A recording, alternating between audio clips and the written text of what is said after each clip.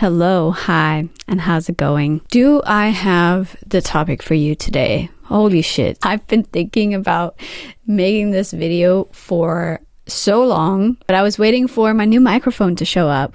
Isn't it cute? Bought it online for like $30-$40, and it was on discount. And I tried it out, and it's much better than the other microphone that I used. All right, we're doing this. If you clicked on this video, you probably saw the title and the thumbnail and was like, ooh, yeah. What the hell is this? So I have to, oh, don't tell me. Don't fucking tell me. It does have a stand, but I like to hold something because it makes me feel like I have something important to say while I'm saying it. You probably guessed from the title of today's video what the topic is that we're going to talk about, and it is none other than Alchemised by Senlin Yu, which is notoriously a Hermione fanfiction reskin. And we're going to talk about this today because I'm struggling, okay? Oh my god, and my hair is struggling, clearly. But anyway, I'm fucking struggling reading this book because I'm about halfway through the book now, maybe 66%. It's taken me 3 weeks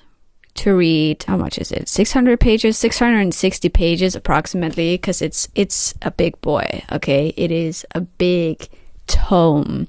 And usually I'm not scared, okay? I'm not frightened by big books. I've read big books before. I've read, War and Peace. I have it here. I even have it marked. I read this in 2 weeks and I wasn't terrified by that. I also read Anna Karenina, which is over there, also another big boy. I'm planning on reading The Count of Monte Cristo. So I love long books, okay? I love big books, especially if they have a lot to say. And it's like very few books actually can justify 1,000 pages or over 1,000 pages. Not even fucking War and Peace, in my opinion, needs to be 1,300 pages, okay? So if not even Leo fucking Tolstoy, who has stood the test of time for 200 years, can justify writing 1,300 pages of War and Peace, what makes you think that the Hermione reskin can? I'm not going to, pretend otherwise. I fully went into this book preparing to hate it, okay? It was part of my evil book club that I'm a part of, in which every month we pick a book that we've heard is super popular, but also super fucking bad. And we read it together to make fun of it together, and then kind of move on. And usually, I come out of these books just vindicated in my dislike of them because I knew that they were bad, and sort of like the whole journey through the month would prove me that I was right. In conjunction with this book club, we also have our good book club, in which we pick a good book to read. It doesn't necessarily have anything to do with the bad book club pick, but this month it was. The book club arranged it so that, we had 2 months to read it because it was 1,000 pages. I don't think we've ever read anything over 600, 700 pages. So they were like, okay, you guys have 2 months to read this because we know that it's a lot. And in conjunction with that, in the good book club, they chose The Handmaid's Tale. I think the reason for this is that this book is pretty famous for alluding a lot to The Handmaid's Tale, so I was really excited. I'd never read The Handmaid's Tale before this, so I was also really excited for the good book club pick, and I chose to read the good book club pick before I read Alchemized, sort of as like preparation, so that I could sort of understand fully the references and whether or not these were used meaningfully in Alchemized. Spoiler alert, they were not. Of course, I gave The Handmaid's Tale 5 stars, to no one's surprise, because it is just such a phenomenal book. I could talk about it for ages, honestly, but this video is not about The Handmaid's Tale, okay? This video is about Alchemized. And another disclaimer that I need to, preface this video with is that I This is not my first Hermione reskin. I've only read one other Hermione book, and this was also for the Evil Book Club pick, and that was Rose in Chains, which before was called The Auction, I'm pretty sure. Terrible book. Gave that one, I think, half a star, or the lowest possible score, honestly, because it didn't do anything but romanticize rape and sexual slavery. Glorify it. Not even romanticize it, but it definitely glorified it. So now that we have sort of my history and, you know, the introduction out of the way for this video, let's fucking dive into it, because girl, I have so much to tell you about this book. Listen, I'm going through, the reason that I'm making this video is because I'm sort of fucking losing my mind, okay? Like, I feel like everyone is fucking gaslighting me when they tell me that this book is fantastic and that it's written so well and that it redefined love for them. I don't know what definition of love you have, but you need some serious help if you think this book is the epitome of love, and we will get into why, okay?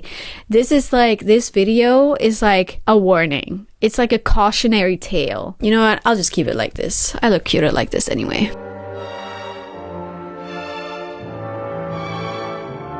Let's dive into it. This book is it's divided into 3 parts. We have part 1, which takes place present day, with our main character who has just woken up from a coma and realizes that the war is over, that she's been a part of, and she is now in the enemy's hands. Part 2 is all flashbacks. We'll get to it. And part 3 is back to present day. You might think, what the fuck is up with that structure? I'm asking the same thing. I am 660 pages and I still can't answer that question. But if we start with part 1 consists of 21 chapters, approximately 250 pages, and it starts with a prologue. This prologue is insanely short, and when you get to chapter 1, you don't really understand why it needed to be a prologue, because it just picks right back up from where we left off in the prologue. Like, it might as well have just been like a chapter 1 vignette. Like, there was no reason for this to be a prologue, because it didn't provide you any information. It doesn't really mean anything for the rest of the book. There's just no reason for this to be a prologue and not included in chapter 1, okay? And already in like the first paragraph of the prologue, I had issues with the prose. Another very celebrated feature of this book is the prose of the book. And to that I just have to say, where? Helena wondered sometimes if she still had eyes. The darkness surrounded her never ended. Wait, hold on. I need to fucking zoom in because I'm blind. Helena wondered sometimes if she still had eyes. The darkness surrounding her never ended. She thought at first if she waited long enough, some glimmer of light would appear, or someone would come. Yet no matter how long she waited, there was nothing. Just endless dark. And listen, I get that it's dark. I get that she's been in a dark room for a long time, and she's been in a coma for a long time, but why the hell would she wonder if she still had eyes? I don't know. I'm just thinking, like, if you're trying to create this kind of like otherworldly, ethereal experience of getting stuck between consciousness and unconsciousness, you wouldn't write it. You wouldn't wonder if you had eyes. Like, you would only wonder if you had eyes if you were fully awake and you can't see anything. So, like, why why would she wonder if she still had eyes because of that, you know? Like, what the hell are you saying? And also, why would she only wonder this sometimes? Chapter 1, Helena wakes up. She is the main character. Her full name is Helena Marino. She wakes up from blackness or darkness, and everyone is like, what the fuck? How is she awake? While they drag her out of there, they start talking about her and like why she's awake, and she somehow understands and hears everything super clearly, even though she's literally still drifting between consciousness and unconsciousness, but it doesn't matter. We, the reader, need to know everything that is going on, otherwise we will be confused, okay? But the thing is, like, even though she hears everything super clearly, and that would insinuate that she is by her full consciousness, she passes out. And when she wakes up again, this woman scientist person is like expositing and monologuing like crazy. Like she is starting to answer every single fucking question that has been asked, both by you as a reader and other characters, in just this one paragraph. Helena Marino, you, there was a sound of shuffled pages, should be dead according to your 1273 file. You were marked for culling due to unspecified extensive injuries. But the 19819 designation means you were selected for stasis. More pages shuffled. However, there's no record that you ever arrived there or underwent processing. The woman sucked her teeth. You have not existed anywhere in our file system since Augustus of last year. 14 months. And now we find you in the very stasis warehouse you never arrived at. How is that? Helena blinked slowly, trying to process the information. 14 months? Obviously, no one can survive in stasis that long, even at 6 months with perfect conditions. It's nearly impossible, and you weren't even stored properly. So where did you come from, and who put you there? Helena turned her head away, refusing to answer. The woman hummed, stepping closer. You're not in any trouble. Tell me the truth and this will all be over. Where were you before you were placed in stasis? Hey man, I don't know if you noticed, but she literally just woke up from a coma. So this paragraph reveals to us a few things. Firstly, that the author thinks that because the character is, making a monologue, that they have to interrupt their monologue to include some, gestures or sounds or whatever. And I think that they have to do that because then, then it's not just dialogue, I guess. But it sort of like disrupts the flow. Like even while I was reading it out loud to you, I got sort of confused because I was like, okay, so now she's not talking, she's fucking shuffling pages, now she's sucking her teeth, and it's usually also things that are unimportant for the scene or for the character. Like what does it mean that she is sucking her teeth in that moment? Like why does that matter? Why did you need to interrupt her monologue to tell us that? The same with, her humming, her stepping closer. I would argue maybe stepping closer is important because she's like leaning in, she wants, the information. But why was it important that she hummed, for example, So already here, the prose has a lot of issues, and I would say that a lot of issues that the editor could have caught if they were awake during the making of this book. But clearly they were fucking taking a nap. So anyway, so they managed to have a conversation, and this woman scientist, her name is Stroud, finds out that Helena has lost a lot of her memories and that it was deliberately erased, and she goes on another exposition dialogue so that you, the reader, can keep up with the world building. I doubt you understand any of this, but imagine your mind is a city. Your thoughts run along various streets to reach their destinations. Those lines you see are your streets that have been rerouted. There are barriers transmutationally crafted, and so instead of following a natural pattern through the brain, someone has created alternative routes. Some areas are cut off entirely.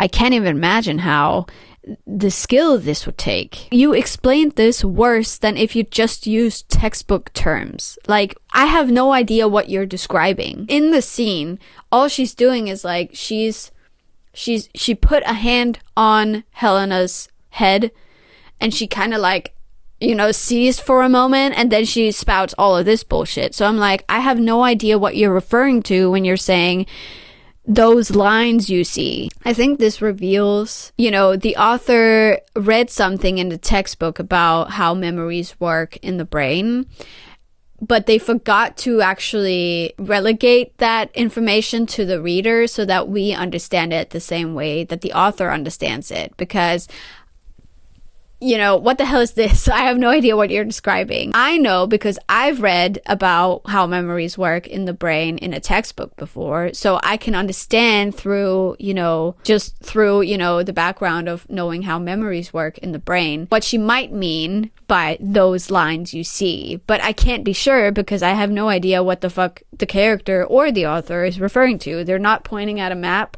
They're not pointing at a picture or an X-ray or an MRI or a CT scan. Like, they're not referring to anything. All they're referring to, all the woman scientist did was just kind of hold her hand on Helena's head. Helena also finds out that the shackles around her wrists are nullifying her resonance, and we get another exposition dump to explain how the magic system works.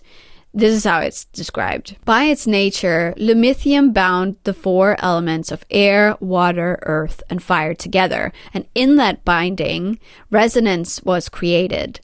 Usually, resonance was channeled into the alchemy of metals and inorganic compounds, allowing for transmutation or alchemization.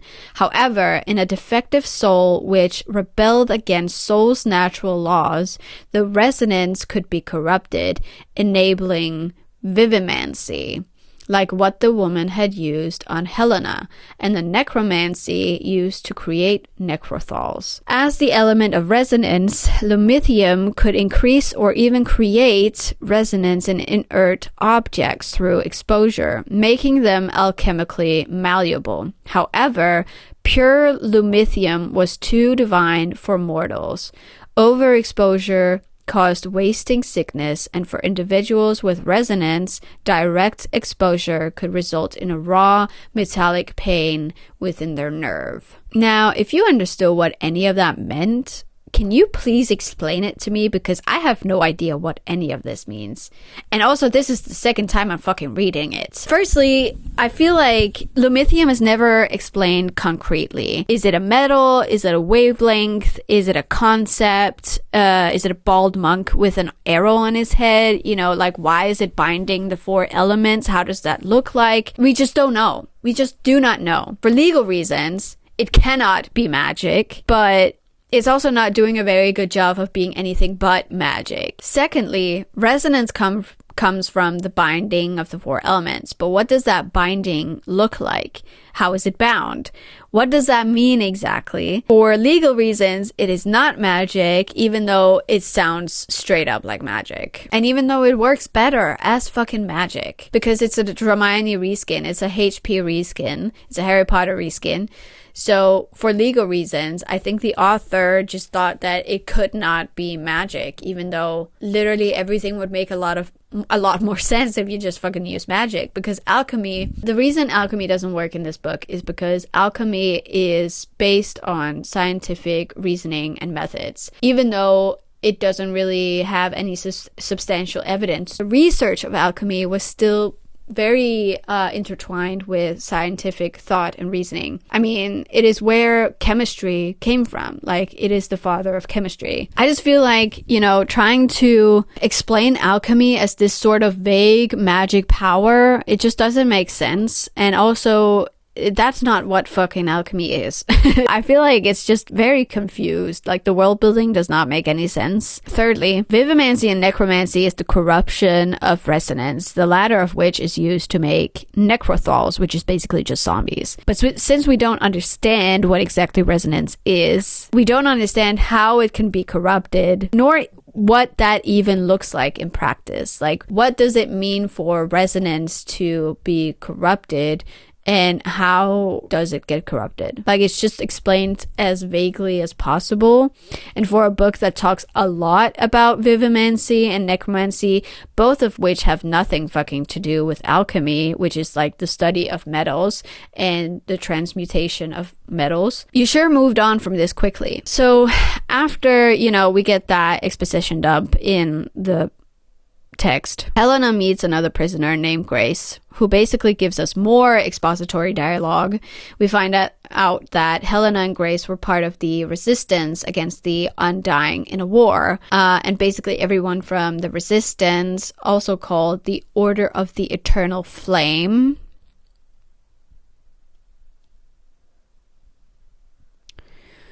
is dead or in captivity, and anyone who tries to escape is killed by the High Reeve. And we get more world building out of this expository dialogue that does nothing to clarify anything. He kills people without even touching them. Resonance doesn't work like that, Helena said, correcting her reflexively. Without an array, a stable channel has to be formed through contact. And then, I know how resonance works, Grace said sharply. Well, I don't.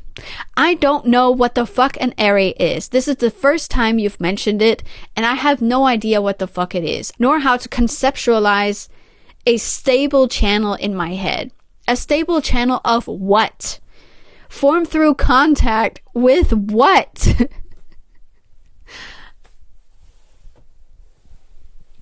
You know what? I'm tired of asking questions. Let's move on. So Helena, after that, is taken to the High Necromancer, who demands for her memories to be recovered because he suspects that whatever her memories contained would be used against him, like it was meant to be used against him. Probably some plan the Resistance made, or something to do with the Chosen One, Luke, who is the Harry Potter counterpart. None of his little underlings know how to do it. They don't know how to recover her memories, and because they say that the progress that was used is too advanced for them, and so they sent her to the High Reeve. She used to know him from the academy,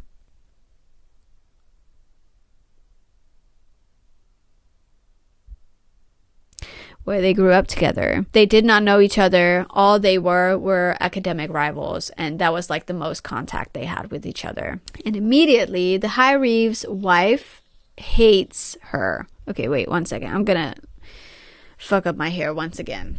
Does this work, or does this make me kind of look like a matron? Oh yeah, so she gets to the High Reeve's castle or palace or whatever, and immediately his wife fucking hates her. And when Helena reacts badly to a bouquet of red roses, you know, because of her PTSD, why did I say it like that? PTSD. Because of her PTSD, Aurelia, the wife, only gives her red clothes to wear. Specifically, red dresses, which is a very fascinating imagery. I wonder what inspired the author to write it that way. Oh well, I guess we'll never know. For some reason, they care about what Helena wears at their house. They also give her her own room, give her regular meals, and take her on regular walks in their garden. We don't use this wing, Aurelia said, continuing down the hallway. Her rings were pretty bands around her fingers once more. I don't want you seen, particularly when I have guests. Stay out of the way unless you're sent for. The thralls all have instructions to keep an eye on you, so we'll know if you cause problems. Okay, sorry, I guess I forgot the memo where Helena is an unwanted guest and not a war prisoner, sent to be tortured into revealing her secrets and her lost memories. But you know what? That's on me, I guess. That's on me. Sorry. Oh, and the wife wears blue. Isn't that a fun contrast? Red for Helena, the prisoner, and blue for Aurelia, the wife. Well, you can bet that Helena is not gonna leave a nice Yelp review at this place. She was provided with only the most essential objects: soap, towels, a toothbrush, and a metal cup for water. To me, it's crazy that you were provided anything at all, but again, that's on me. And here we enter perhaps the most frustrating merry-go-round of empty words of the entire first part of the book. Helena's suicidality. Surviving didn't matter. She'd kill herself before they learned anything from her.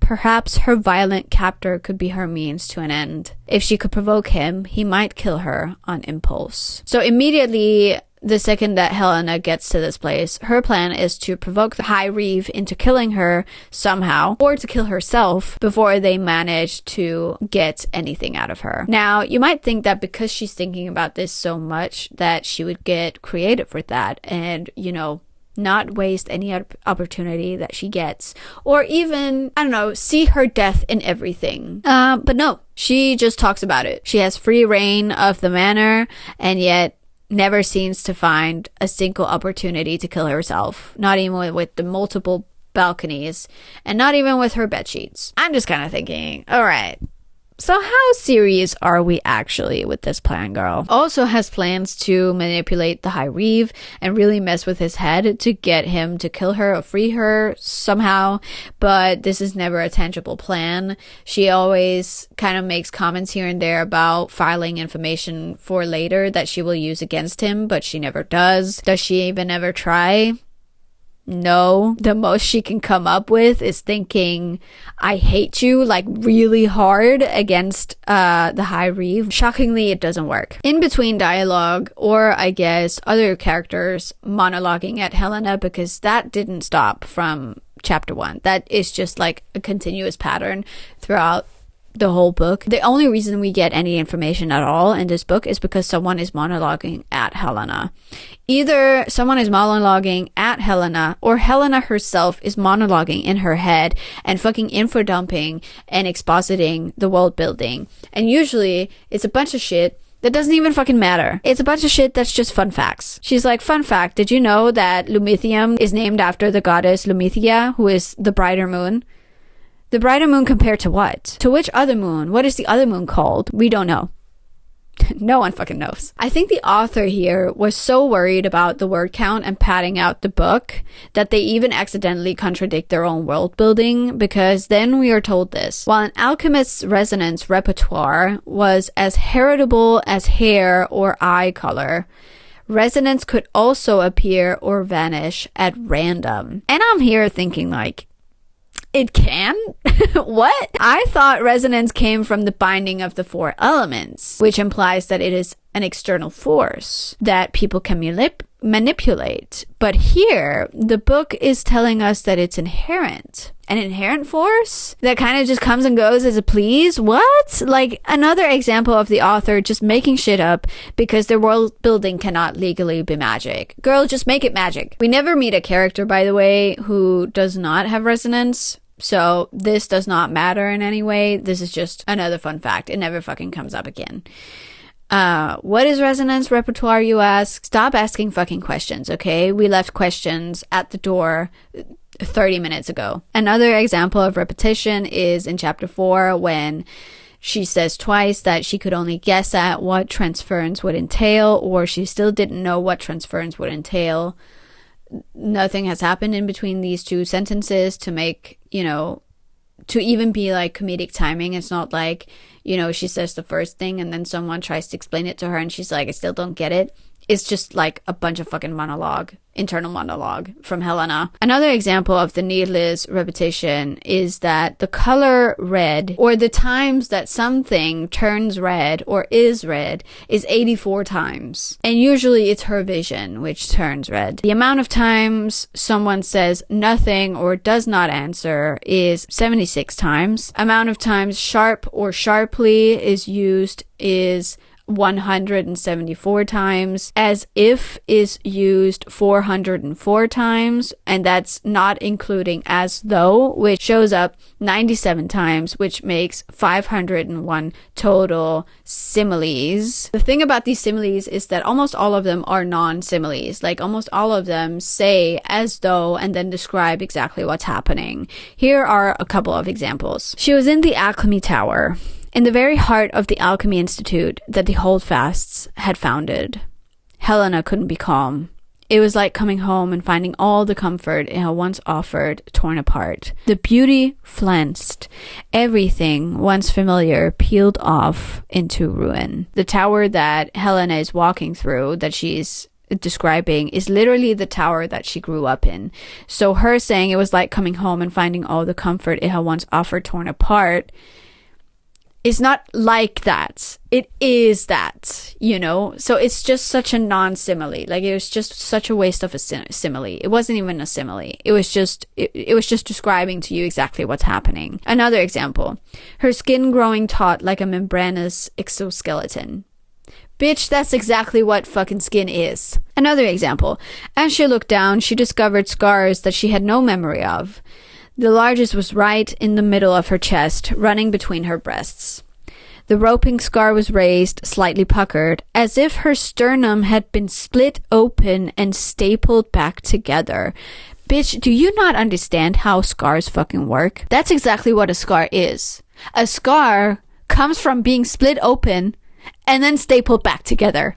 Like, what are we doing here? Like, this just leaves the prose extremely uncreative and redundant. Like, it gives a lazy attitude to the writing, as if the author couldn't even bother to come up with something more clever or something that would even be a fucking simile. Wow, you just did not care at all about the writing of this book. You didn't care about the prose at all. You didn't care about giving anything meaning. The prose is so extremely padded with ultra long sentences that ultimately provide you with zero information. Like this sentence, for example. The head of the new science and alchemy department at Central, Irmgard Stroud, was heading up a program to bolster the new generation of alchemists using new scientific selection methods to give them the best start. Like, tell me exactly what you got from that one sentence. That is just one sentence. And all I got from it was that Stroud is heading a new program. And that's it. Like, it did not need to be that long, first of all. And also, it does not describe any fucking thing. It doesn't describe the new selection methods. It doesn't describe how exactly. It doesn't describe what the program is. It's just... ugh, it's so bad. So Helena, you know, the whole reason that she was sent to the High Reefs fucking palace or whatever, mansion, was because he is the only one who can, like, recollect her memories. Like, he's the only one who can recover them. And they call these transference sessions, which are allegorically parallel to the ceremonies from The Handmaid's Tale, in which the commander, who is the head of the house that the handmaid is in, rapes the handmaid that he's been given to get her pregnant. In Alchemized, they take place once a week. In The Handmaid's Tale, they take place once a month. They take place once a week in Alchemized from the moment that Helena shows up, and she always describes it like this. She tensed as a weight enveloped the front of her skull, pushing down with slowly increasing pressure. It grew and grew until something gave way, as though Farron's fingers had gone through her forehead and into her brain. Her mind and body were abruptly sheared apart. It felt as though her head had been broken open, cracked like an egg, her brain exposed as Farron's resonance poured inside. It wasn't a channel of energy like normal resonance, but something immense and fluid that pushed into the space until she was suffocating under it. The grooves and crevices of her mind filled with the oppressive, growing sense of an other trying to occupy the plane of her cerebral existence. When there were no more crevices, her consciousness was crushed, as though collapsing in on itself. Which is pretty clearly an allegory for rape. And that means that these transference sessions that Helena has to endure once a week is mind rape. Like, he is literally mind raping her to recover her lost memories. Her memories that she herself erased, which is what they, speculate in the first couple of chapters. Another instance, which literally happens on a bed, in case you were skeptical. She lay, viscerally aware of the almost weight of his body as his resonance pierced her mind. Something was happening. She could have been panicking, trying to resist as Farron's resonance sank into her biochemistry. Instead, she became completely calm. She could feel him altering her as if she were an instrument he was tuning, tampering, adjusting, manipulating her until she felt empty. He was eerily still, as if distracted by the alien plane of existence he had forced himself into. He didn't do anything this time, didn't even look around. After an eternal moment, he untangled himself. He didn't rip himself free, but withdrew slowly. It was worse because it took so long, like being flayed from the inside out. The room tunneled, all red and scraped raw, her mind like flensed skin. Her consciousness was split between herself and him, but with every passing second she felt more like him than she did herself, slowly devoured. She tasted blood. It was streaming from her eyes and nose. And these sessions, by the way, are so invasive and hurtful that she constantly either has a seizure as a result or passes out. So, clearly, very clearly, these mind rape scenes are supposed to be allegories for rape, especially when compared to its fanfiction counterpart, in which all of these scenes that I just described as mind rape were actual physical rape in the fanfiction, apparently. And apparently in the fanfiction, it was described much more graphically and in detail. At one point, Farron also tells her this: "You do realize you're allowed to ask for things within reason." She most certainly did not. I am. She is? He also says that she's allowed to order servants around, apparently, and Farron had assumed she'd know she was allowed to order the servants around. Clearly, I have completely fucking misunderstood what a prisoner of war is, but I guess that's on me. Now, there isn't much plot happening, like actual plot happening in the 21 chapters, 250 pages of the first part. We've pretty much covered all of it. She gets to his house. He mind rapes her every week. For some reason, she doesn't kill herself, even though she talks about it all the time. And when he isn't mind raping her, he takes her out for walks in his garden like a little dog. There is one time where she gets a hold of a knife, but instead of killing herself with it, she tries to kill him, which she immediately fucking fails at, of course. And in between these moments, she also mentions multiple times that she feels safe with him. Your guess is as good as mine. And everything in between is patronizing, heavy-handed dialogue, and redundant and repetitive world building, much like the ones we've just examined. That does not matter at all, or is self-contradictory. We also find out that his wife is cheating on him, but literally no one gives a shit about this, and it's never brought up again. It does not have an impact on anything in the book from here on out. The only reason I'm mentioning it here is because Helena is dreading the next time Farron mind rapes her, because she doesn't want to hurt him with that information. I don't know. I just think I wouldn't care if my captor and torturer sees memories of his wife cheating on him while he mind rapes me. Could just be a me thing though. Oh yeah, and Aurelia, the wife, gouges out her eye out of jealousy, but it's not an injury that's sustained or matters or has any impact whatsoever.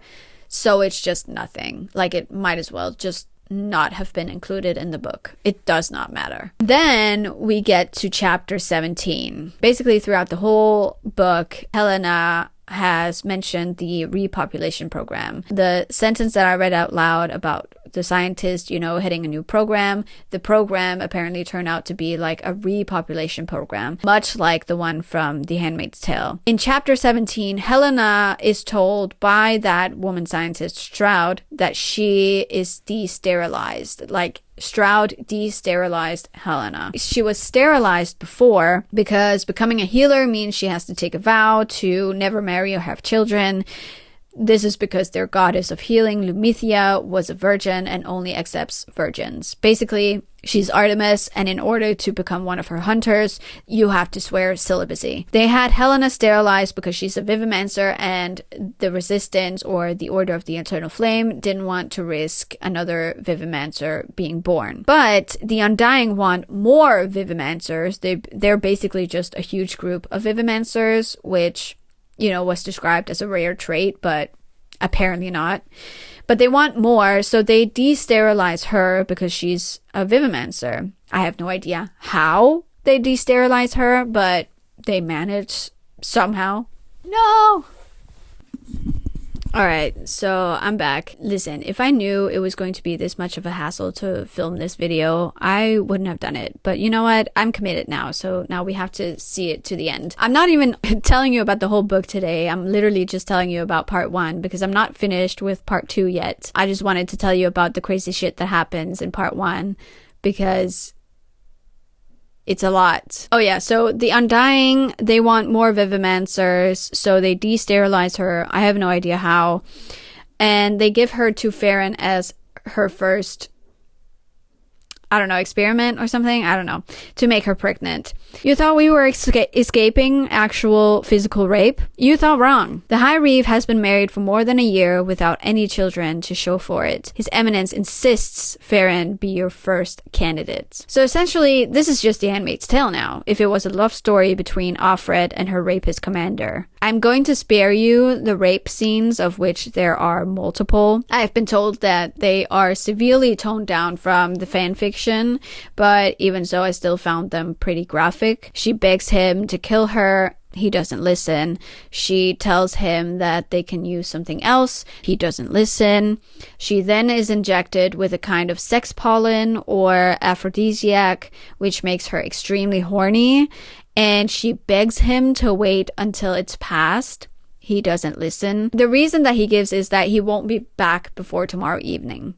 So then wait until then, you fucking freak. But no. He can't wait to rape her for that long. Now, my issue with this is that the book and the narrative very clearly wants us to sympathize with him as well, because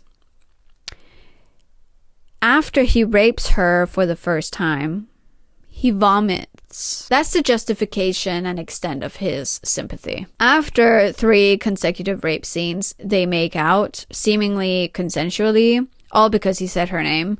Helena freaks out about this and actually does try to kill herself for the first time by smashing her head against the window, but he keeps her from killing herself completely. She's only left with like an injury in her forehead, which is never mentioned again, by the way. Then they talk about Stockholm Syndrome for some reason. And then he rips out her emotions. His hand around her wrists let go, and then his palm was pressed against her forehead. No! It was too late. His resonance poured through her. It was as if she were a tapestry.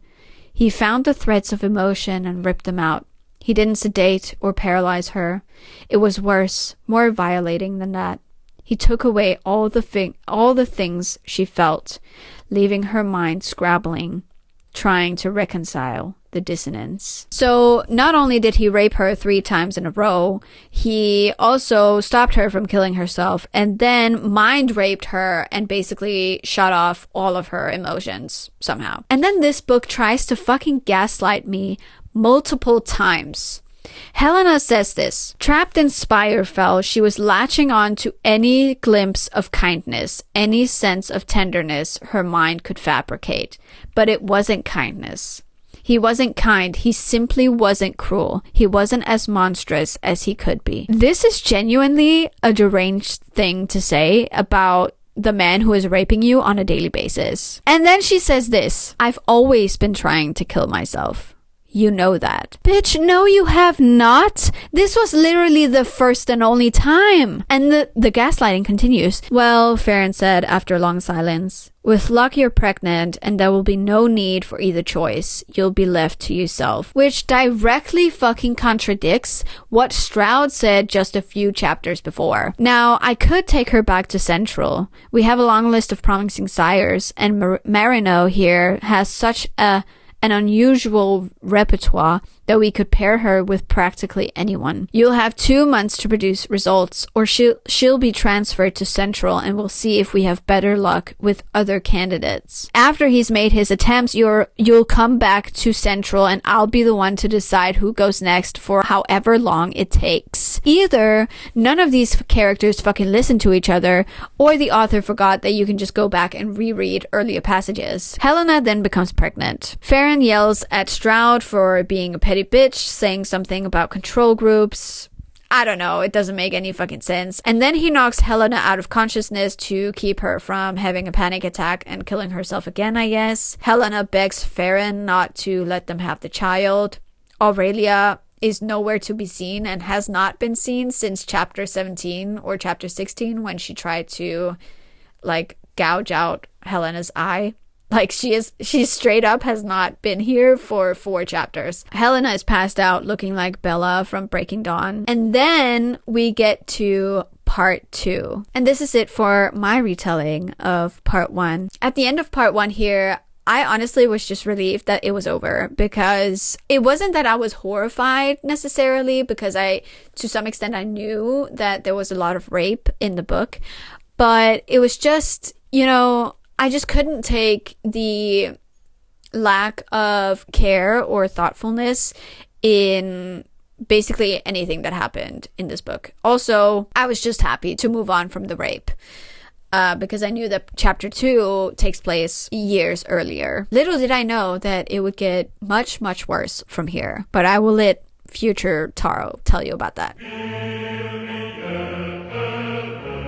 Let's freaking do this. Oh my god, guys. What a part that first part was. What a fucking ride part 1 is. I'm literally filming this as the first thing I do in the morning. It's like 10 a.m. I'm sitting on my floor fucking filming the second part to this video because part 1 is only 9 pages of summary and notes and everything that I wanted to touch upon. And that took me 44 fucking minutes to get through, okay? You want to know how much the second part is? From page 9 until page 30. It's 21 pages, bitch. We're gonna be sitting here for hours. So I hope, you know, you've brought yourself a little snack. I hope you're folding your laundry. I hope you're vacuuming. I hope you're, you know, doing all the chores that you need to do while you listen to this because, bitch, we're going to be busy, okay? We have so much shit to talk about. So honestly, let's just get into it. So we left off in part 1. Helena, I think she just passed out looking like fucking Bella from Breaking Dawn part 1. I think the transition into part 2 also kind of like implied that, you know, she was seizing and she was like knocked out unconscious because she's remembering everything. Why she's remembering everything all of a sudden? I have no fucking clue. Okay, so we get to part 2. Approximately like 4 years. Is it 4 years prior? Oh, it doesn't actually say a date. Okay, so I think it is approximately 4 years, 2 years or 4 years prior to part 1. Honestly, I'm a little bit surprised by the boldness of the start of this chapter. Basically, there's a meeting going on. I think it's like a council meeting or something, and for some reason she's there. Luke isn't there, the chosen one, the principate and the leader of the resistance. He's not there, but everyone else is, including her, because she has to report on, I guess, their death numbers or something, and she has to report about whether or not this will rise or fall in the coming weeks. And of course it's gonna rise because they're in a fucking war. So, you know, and you're not winning this war. So obviously it's gonna rise. So the whole war, right? Like the whole concept of the war is that there's this resistance, I say, as if they aren't like the monarchy of the country that they live in Palladia. Luke is the principate, which is basically like king equivalent. Being principate is kind of like a religious position of power because they all adhere to like this one resistance or religion. I'm already fucking messing this up in my mind because it's not making any fucking sense. Like they're all like the whole resistance is following this religion. And this religion follows the goddess of Lumithia, who has some very specific rules about who can and cannot do certain things. One of the principal beliefs that this, I guess, monarchy has, I don't know, is that necromancy is bad. So it's essentially a war on necromancy, and they actually do describe it like that multiple times throughout the book. So essentially, like, necromancy to them is like the worst sin that you can ever commit. So of course, Helena is thinking, you know what I'm gonna do? I'm gonna go to this meeting and I'm gonna suggest everyone, all of these people who fucking hate necromancy and who has fought necromancy for years, I'm gonna suggest that we just fucking do necromancy to win this war. Like, I shit you not. That's actually what she says. I know it is hard to consider, but I believe we should offer resistance members the choice of donating their bodies to the cause in the event that they're killed in combat, she said. Rather than burning the bodies, we could... She hesitated a moment, knowing she could never take back what she was about to say. Reanimate them and use them as an infantry in order to protect our living combatants. I'm already laughing here because I'm like, the hypocrisy is crazy. But let's continue before I get into it. This would be done only with their written permission. We are fighting a war against the dead and the undying, Helena said. She'd known they wouldn't listen, but surely by now they would understand.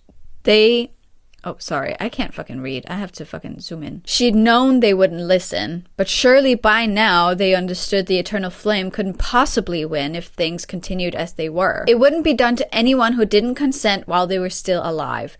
Our soldiers are willing to die for the cause. Why not at least give them the choice to keep fighting and spare the living? Obviously, every single fucking member in this council is against this idea because That's the whole reason they went to war in the first place, is because they are fighting against necromancy. They see it as something vile and something, you know, sinful. But obviously, because Helena is our beacon and force of good and wisdom, all of the counter arguments don't really make any sense and are heavily prejudiced and actually resemble a lot of religious and theocratic rhetoric that we hear in our society now, for example, against abortion or against sexual liberation or whatever. Honestly, to me, this feels like really cheap, because this was your opportunity to truly examine the nuances of a war and the complexities of a war.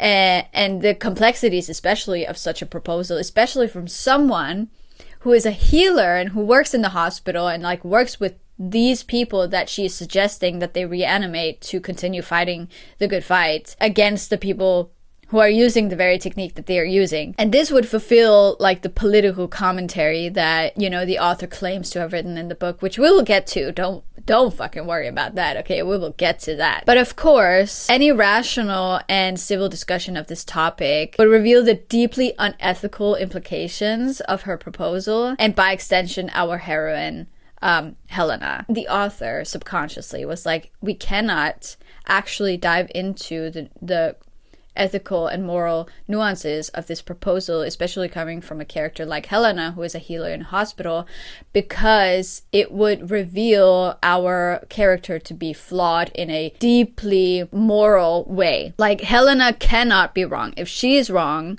then everything she believes in is wrong. And if everything she believes is wrong, her and Farron cannot be together, because she believes that Farron, first of all, like, and we will get to this, right? After, but this is like the first seed of that, where Helena believes that, for example, Farron does not deserve to die. He, has done nothing wrong, that he has no choice, that he is a victim, that he is also abused, that he was also raped, because she believes him to be good and just and a victim.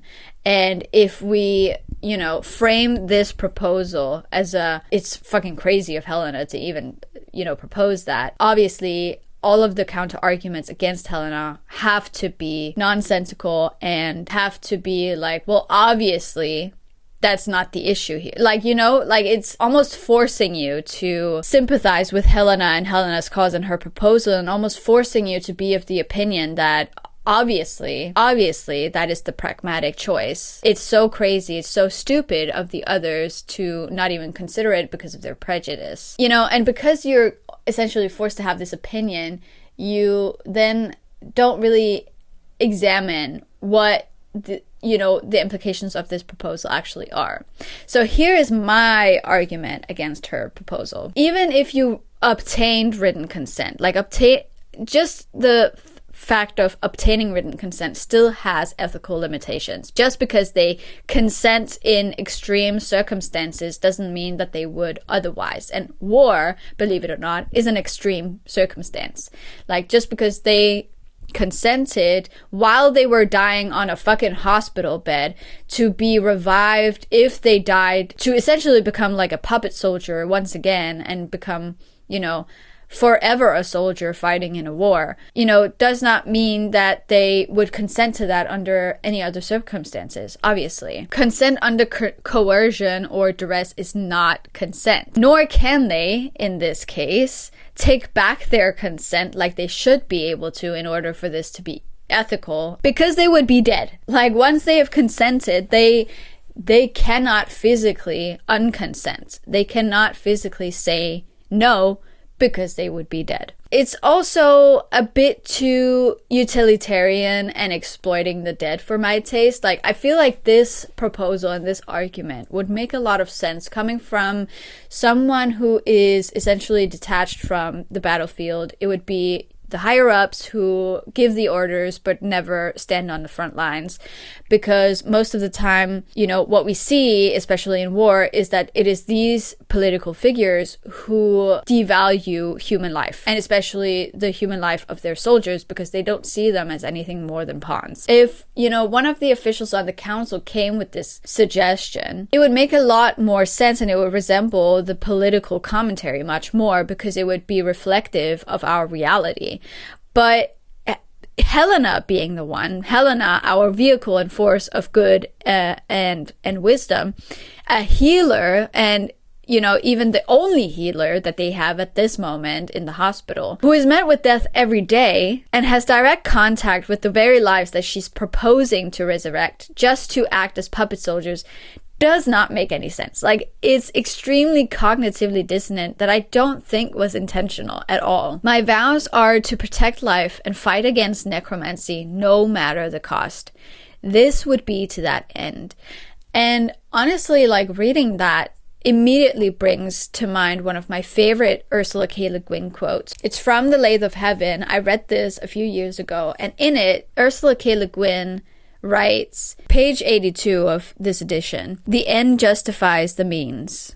But what if there never is an end? All we have is means." That line of thinking especially is, examined thoroughly throughout this book, because this book is about a man who essentially his dreams become reality. Like, whatever he dreams about, that is reflected in reality, and he's the only one who remembers the old world. And he comes to like a dream doctor, or I guess like a psychologist or a psychiatrist, and tells him about, you know, this ability of his. And the psychiatrist slowly uses and manipulates the man's dreams to solve world problems like racism, sexism, poverty, war. But, you know, it always has a caveat. Like, I think one of the consequences is the psychologist or whatever is removing racism from the world. And essentially this makes everyone gray-skinned and the same. It also erases one of the closest relationships that the man had, because the main character, because he is coded to be black-skinned, and he met another woman who was also black-skinned, and they connected through their skin color. But now that everyone is the same, they don't know each other anymore because they don't have that common connection. Alchemised, like, genuinely propose this proposal and frame it in the narrative as if everyone else is crazy to go against this proposal because of their prejudice. Like, the only reason that they aren't doing this really pragmatic and, you know, utilitarian thing is because of their prejudice against vivimancers and especially necromancers. Like, necromancy is just misunderstood. It's a misunderstood art. It can be used for good, but it doesn't really question the violation of autonomy on the person that is being resurrected at all. So again, like, if this had come from the officials who were detached from the front lines of the war, as is usually reflected in war times, this would be actual political commentary and anti-war critique, like the Le Guin quote is. But coming from our heroine, it's just bizarre and tone deaf, almost as if it's agreeing with that type of logic and rationale. It's just cognitively dissonant, and in fact it carries with it some concerning implications. So after this, so remember when I said that, you know, that little fun fact about, you know, resonance coming and going as it pleases, because it's like an inherent trait apparently, even though it's the binding of the four elements. I don't know, I'm just fucking reiterating to you what I read. But anyway, so Ylva is one of those people who doesn't have resonance. This doesn't matter in any way. This was also just a fun fact. I think it was mentioned in chapter 5 or something, but it never has an impact on the plot. Like, it's not an important characteristic of her character in any way. So, you know. But anyway, so Helena is summoned by Ylva and Crowther, and these two are essentially like the ones who lead the resistance, the Order of the Eternal Flame. And they tell her that Farron approached them, said that he would spy for them, and provide information if he gets her, Helena, both now and after the war, whatever that means. Helena agrees immediately because she has a savior martyr complex. And in the meantime, Helena keeps saying no whenever Luke, her supposed best friend, invites her along to social gatherings, I guess. I don't know what kind of social gatherings they're having during a wartime, but okay. Anyway, this is meant to show that, you know, Helena is self-isolating more and more. And you also need to know that she's constantly covered in other people's blood. And then Crowther meets her the day after and basically tells her to seduce Farron and make him obsessed with her so that he will stay loyal to the cause. If you only want to be a victim, then by all means, go. Or you can do things my way, and Cain Farron will not be your owner, he'll be your target. And your job will be to get as much information out of him as possible until it is we who have no more need of him. I'm already like feeling fucking gaslighted because like Farron approached them, like not the other way around. They didn't approach him and ask him to spy for them. He approached them wanting to spy for them and give them information. So Crowther saying this to Helena makes no fucking sense because he's already doing that. Like Crowther saying to Helena, you need to squeeze as much information out of him as possible makes no fucking sense because that's what Farron already is doing. But she still needs to do this for plot and purity reasons. And then we get more expository information that doesn't make any sense. Helena knew from years of healing that most people couldn't tell when resonance was being used on them unless the manipulation was overt. That was part of what made people so afraid of Vivimancers, the idea that something could be done without their knowledge. But my question is, everyone has resonance, so everyone could use their resonance covertly, right? So what is it exactly about Vivimancy that makes people afraid? Like, I don't understand. And I think it's because, like, Vivimancy hasn't actually been properly described. Like, aside from just being a corruption of the soul, it hasn't really been described what the fuck it is. Then she meets Farron. He's immortal. He looks 16, which is apparently a detail that we need to know. At one point, while they're talking, Helena went violently still, and he says, "Kiss me like you mean it."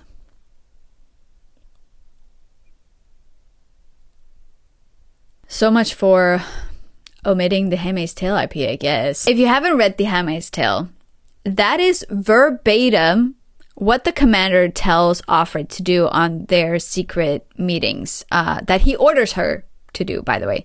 The commander, who is Offred's rapist and captor. Sending you apparently read that or saw that in the show and thought, you know what? That's hot. I'm using that in my love story. Aside from this, they have repetitive conversations, word for word, that they had in part 1. You know, it's so funny that the summary of part 2 is so long because it essentially nothing fucking happens. Like, all the chapters are this exact same, contain the exact same plot and information. You know, most of them from here on out are dedicated either to Helena getting yelled at by Farron in the outpost where they meet, or Helena getting yelled at by Ylva and Crowther. For Farron, we're supposed to find it endearing, but for Ylva and Crowther, we're supposed to find it deplorable. Here are just some of the things that Farron tells Helena. He laughed. "You're right, I don't want you, but owning you will never get old as long as you live." What a promise to make. "I wonder how much I can make you regret it." His teeth flashed again. "Take your clothes off, Marino. It's time to see what I've been paying for." Actually, let's stay on this one for a second because the book tries to gaslight me again the next time that they meet, because he says this. "When I specified willing, that meant you were allowed to say no. Although perhaps try saying it next time instead of provoking me." So I was in the room when that happened, and when he told her to strip, she refused at first. He ignored her no. Besides that, this whole deal nullifies her consent to begin with, because the consent under coercion is not consent. And directly after he says this, we get a fascinating glimpse into Helena's and the author's mind, because she'd assumed her willingness, once given, was irrevocable. And suddenly her proposal and her central moral limitation of this book makes sense.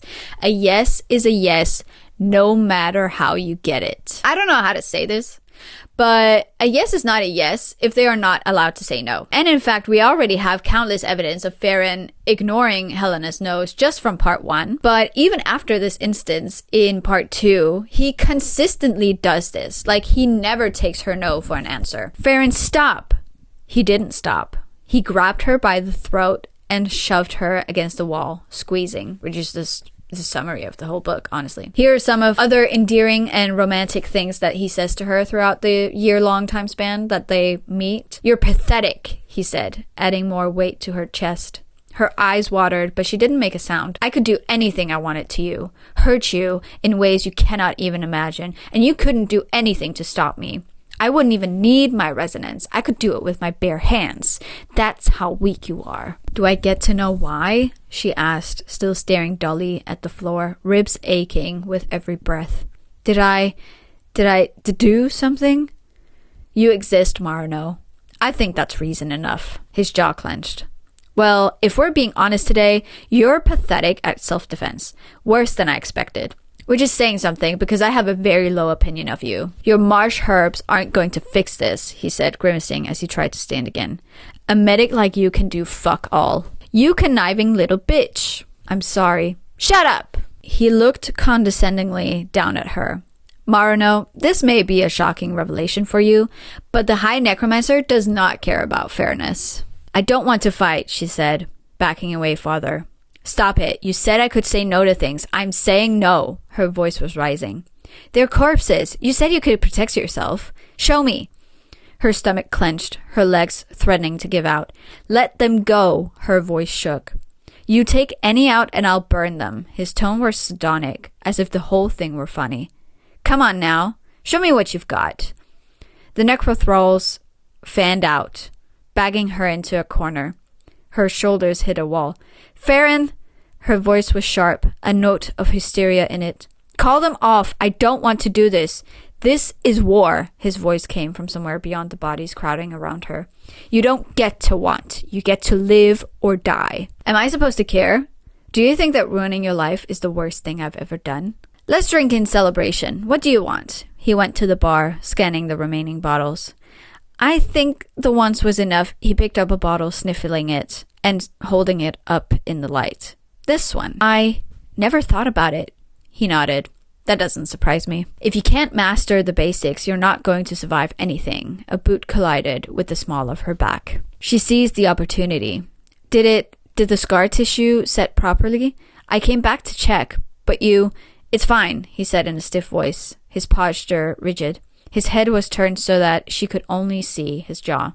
I hardly feel it. She exhaled. Good. I was afraid that maybe something had gone wrong and that's why you didn't come. He whirled on her. It's not any of your fucking business. She started back. I just meant, fuck off, Marino. His voice was deathly soft. I'm not your pet. I don't need you. I nearly killed you. You were hurt, she said. You will do anything for that family, won't you? But someday, Holdfast will realize you don't belong in his kingdom of gold and purity. I wonder what he'll do with you then. You think it started then? You've always been expendable. And what would your dear Luke say if he learned how you let his father's killer buy you like a whore? Honestly, if you're not getting pure love from this, you're dumb and stupid and you're missing the point. Like, all of part 2 is also insanely boring and repetitive. Like, most of the meetings consist of meetings between Farron and Helena, and as I've just shown you, they are always the same. Anything happening outside of their meetings with each other is not meaningful to the larger story at hand in any way. It simply just does not fucking matter. For example, Helena is taken to torture someone the Resistance has caught, but the fate of this person is to die by Farron's hand when he tries to kidnap Helena in part 1, which I didn't mention because it genuinely does not fucking matter. Another example, Farron tells them that the High Necromancer is going away and that they should use that opportunity to get some territory back. We never see the battle. It all happens entirely off screen. Even though they take back the area, the Resistance is still somehow fucking losing the war. Like, nothing has changed. What we do see is Farron showing up battered and bruised, and Helena has to heal him, of course. That's how this always goes. And while she does this, she thinks he looks broken. She feels sorry for him and tells him that she'll come to see him every day to heal him so that he heals properly. She needed to make herself think about him differently. She'd made too many wrong assumptions while seeing him as Farron. Come on. Bro, how am I going to film this video if my phone keeps going out of storage? So she says this about Farron, and honestly, I don't understand exactly what's changed. Like, is it just because he was hurt? I mean, he isn't exactly a kicked puppy. He's part of a Nazi group who kills people every day. And this is the chapter after he physically assaults her, by the way. And it continues. She stood staring at him, throat too tight to swallow. She'd reported the injury to Crowther, and he hadn't seemed to care, either that Kane was hurt or that Helena had revealed her vivimancy. He'd provided her with the papers and instructed her to do what she could to get any further information from Farron, adding that if he was beyond hope of recovery, she should bring back the talisman. They had no use for Farron as a lich. Save him or kill him. She stood staring at the array, gripping her amulet through her shirt, feeling its points prick the scars in her palm. She couldn't kill him, not after he'd trusted her. Not after he'd helped him. Seemingly for no reason. Hold his attention. Make him loyal. Or obsessed. Whichever came more readily. As vital as his information was, he remained a liability if his service was solely at his own discretion. Undying. Murderer. Spy. Target. Tool. She repeated the list to herself, but her conviction in them rang hollow. What I don't understand is why they have to drag or manipulate information out of him, nor how he is a liability if he's not obsessed with her, whatever the fuck that means. Like, again, he is the one who approached them to be a spy. He is the one who offered this service in the first place. So, like, why does he need to have some sort of romantic or sexual obsession with this fucking girl? Like, who the fuck cares whether he has a crush on this girl or not? You know, it's just silly. It's just so fucking goofy. It doesn't make any sense. And the Resistance's contempt of her also does not make any sense. There's someone on the council who wants to remove her from the movement. How that fucking works or what that looks like in practice, I have no idea, because it's never fucking explained. He wants you gone, and now he's begun taking steps to achieve it. Helena swallowed hard. Is that something you allow? He glanced towards her. Are you doing anything that could make interfering worth the effort? Insofar as I'm aware, the only thing you've done for the last several weeks is waste our limited opium supplies on Farron. He's not wrong. But also, she was literally the only healer for the last 5 years, which I have no idea how the fuck that works. How is her being the only healer in any way fucking pragmatic or effective? Like, clearly they don't have anything against healers, because healers is like seen as something very selfless and very pious in their community. The only reason that they hate her so much is because she's a vivimancer on top of that. What the difference is exactly, I have no idea, but they don't hate people who are healers. So, like, why didn't they just fucking make more? Like, how did she become a healer? Like, it's kind of implied that she's a healer because her dad was a doctor. I don't know, that just doesn't make sense. Like, did they kill all doctors? And apparently also doctors are not the same as healers. Like, I don't know. This fucking world building doesn't make any fucking sense. And he continues to yell at her for not using her magic Vivimancer powers to make him fall in love with her, and she says this. Well, that's not how Vivimancy works, she snapped back.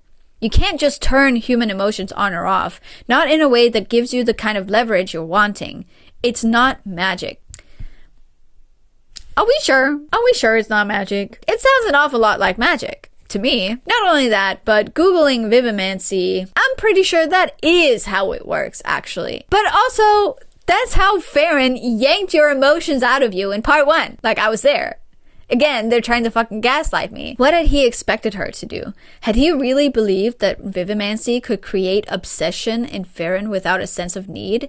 That it was a faucet she could turn on or off? Did no one understand what Vivimancy was? Clearly, I don't even fucking understand what Vivimancy is, and I've been stuck in your head for 500 pages. Immediately after this, we get yet more world building that is never fucking explained. Which is just the best. It's the best. The abeyance. Resonance will be at its lowest ebb.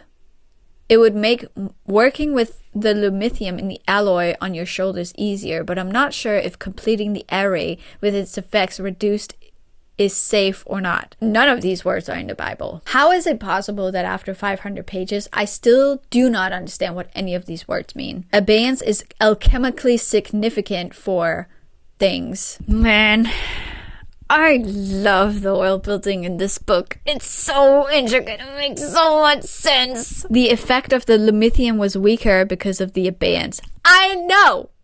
You keep saying that. But you never fucking explain why. Or how. And we have another non-simile. I must admit, he said in a low voice, as though making a confession. Hey, quick, look up the synonyms for admit. You're not gonna believe this. So we've established that Helena, after seeing Farron hurt by the High Necromancer, now struggles to see him as a villain or a monster, despite him literally killing people every single day and keeping the dead people that he killed around him like zombies. And considering the pure monotony of their meetings and the frequent verbal abuse that he throws at her, you can imagine my surprise when Helena all of a sudden says this. You made me feel like the parts of me that aren't useful still deserve to exist, like I'm not just all the things I can do. I'm legitimately so baffled by this, because what in anything he said even came close to implying that. I'm going to read out loud every single thing he says to her in their conversation leading up to her saying this, and you will tell me and point out to me anything he said that could even potentially lead her to feel this way, okay? So he gives her more alcohol and she refuses, but he doesn't take her no for an answer, obviously. And he says, you need to catch up. Is there a reason to cry? I never realized how much I enjoy leaning against things. Don't go. Is there anyone you don't feel responsible for? Thank you, Marino. Helena. Do I feel cold? You can use your resonance if you don't believe me. I must admit, if anyone had told me you'd become so lovely, I would never have come near you. I was rather blindsided when I saw you again. You're like a rose in a graveyard. I wonder what you could have turned into without the war. That doesn't surprise me. I remember your hair. Is it still the same? Like you, then. Trapped in place, but still the same somewhere underneath. Gods, Marino, don't cry. Why do you do that? But why are you doing it for me? Would you do something for me? Will you take your hair down? I want to see it. I didn't realize it was so long. It's softer than I expected. If you don't want me to kiss you, you should say so now. I think it's time you go. Why are you crying? Why do you think I was kissing you? Why'd you kiss me? And then she says, you made me feel like the parts of me that aren't useful still deserve to exist, like I'm not just all the things I can do. Like, genuinely point out to me what in their conversation made her feel this way. Like, was it just because of her hair, because she let down her hair? Helena, all of a sudden saying this, feels so incredibly forced. She has feelings for Farron for plot reasons, but not because there has actually been any significant change in their relationship. She's still meeting him in these outposts because essentially she was coerced into, I guess, selling herself sexually and romantically and physically to him because that's what he demanded as part of the deal. He still verbally abuses her. He still is physically violent with her. It just especially does not make any sense when you remember that. She'd let herself become wrapped up in her feelings at being compared to a rose and called lovely, at having aspects of herself that no one had ever liked treated as a sort of source of desire. Oh, girl. Oh, girl. This also just rings hollow because immediately after she thinks this, another character calls her hair pretty, which he didn't even fucking do. He just called it long. He didn't even say it was pretty. It's just doing a lot. It's doing a lot of mental gymnastics. The war had always moved slowly, but as autumn set in, it slowed to a crawl. The two sides held almost equal territory. The ports had made a significant difference in the Eternal Flame's strength, but they lacked any clear path to victory. The West Island was even more vertical than the East.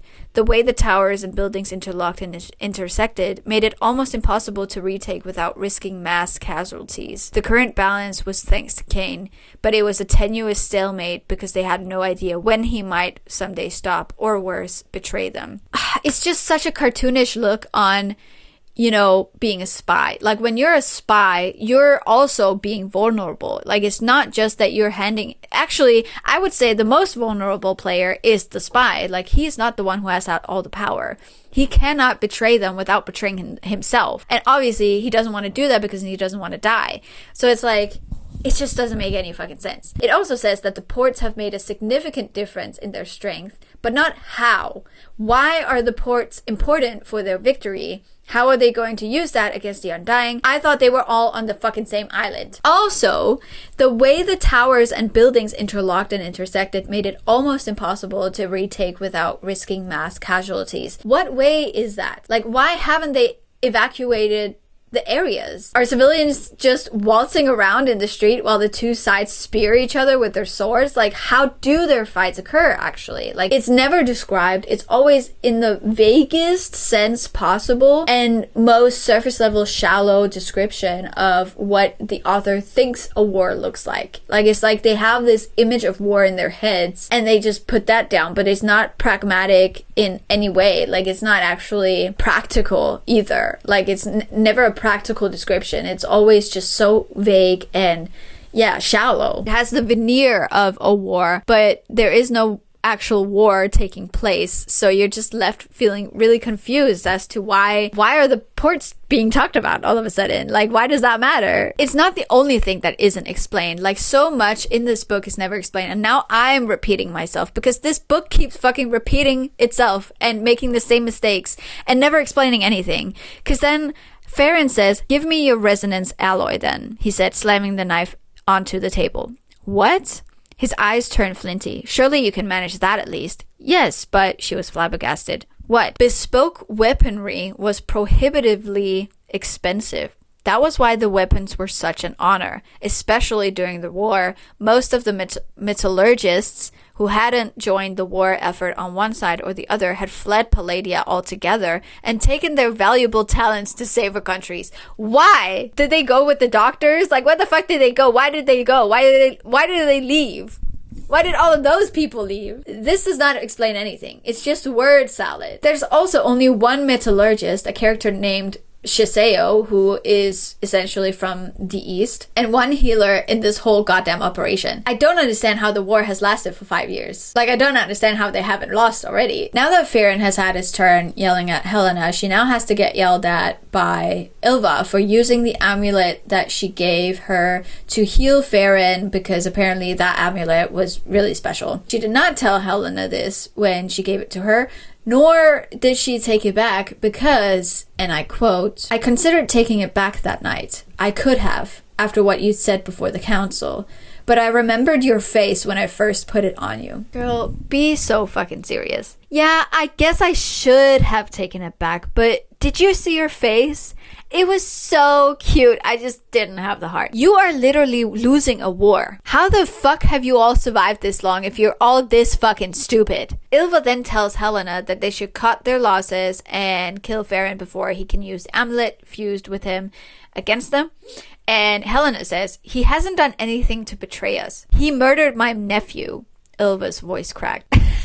And this is just so funny because, like, did you literally forget that they're in a war? Girl, people are dying and he's the one killing them. Like, where the fuck have you been? We also find out that they have multiple spies, so like he's not even singularly useful in any way. They literally do not need him. And Helena, you know, is so outraged by this. She's like, "You can't do this." "I am trying to save everyone, Marino." Her voice crackled with intensity. "That includes you. No matter how you've romanticized him, Cain Farron is not a person. He is a monster." Now, what concerns me about this is that this is coming from a character which the book has set up to be unreliable, heartless, and careless for Helena, who is the hero of this story and the person that we're supposed to sympathize with.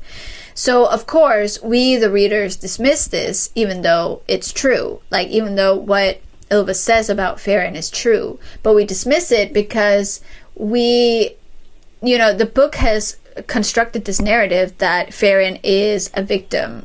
He is essentially the same level of victim as Helena is. It's kind of like how Cindy from Read with Cindy described the main character in Yellowface criticizing their friend, using the same criticism the author herself has gotten, But because that character is an irrational, immoral racist, the criticism is dismissed as nothing other than jealousy and racism. And it seems like Rebecca might have read criticisms online about her background because the main character of Yellowface is essentially a mouthpiece for all of these haters. These aren't meant to be valid critiques of the publishing industry or unequal opportunities that authors get. They're just the petty ramblings of a jealous hater and an unreliable narrator. Any complaint that this racist white character has about the Asian character are actual criticisms that Rebecca has read about herself online. Like, Ylva cannot possibly be right because Ylva does not care about Helena. No one cares about Helena except for Farron, who abuses her out of love. And this only makes Helena self-isolate even more.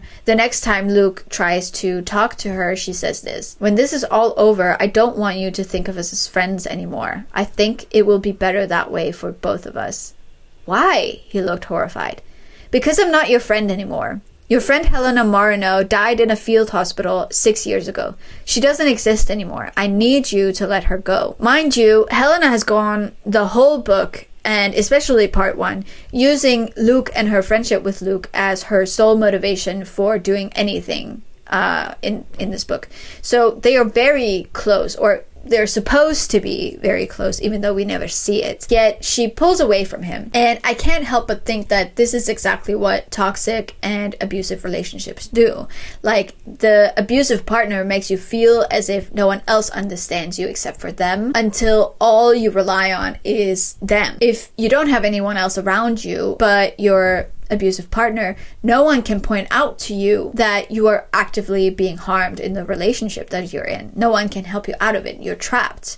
The only way out now is running away or dying. And we also see this in Helena. She becomes suicidal. She should have just gone to the bridge and jumped. No one understands her. No one understands him except her. He'd be far safer if he only ever sent the Necrothralls. But he was here right now. He'd come because she had. Why couldn't Ylva see the significance of that? And honestly, I'm just gonna let that speak for itself. So I'm just gonna move on. It takes them 25 chapters to finally have sex since their deal, since, you know, he demanded that he could have sex with her both before and after the war. And you'd think that the one time she consents, that she would at least find it enjoyable, but no, Helena is not supposed to or allowed to enjoy even that. She'd known it might hurt if not done slowly, but she was glad it did. Certain things were meant to hurt. She'd seduced Cain when it was abundantly clear that this was a line he had no desire to cross. She had pushed and persisted and done it anyway because she was desperate. That should hurt. She views it hurting as a punishment for wanting him in the first place, and she calls herself a whore multiple times in her head while they do it. Even whores were not so low as to find pleasure in the work the way she nearly had. And this is just the author's poorly disguised puritanism. Mind you, the only people who call Helena a whore is herself and Farron. He tilted his head back.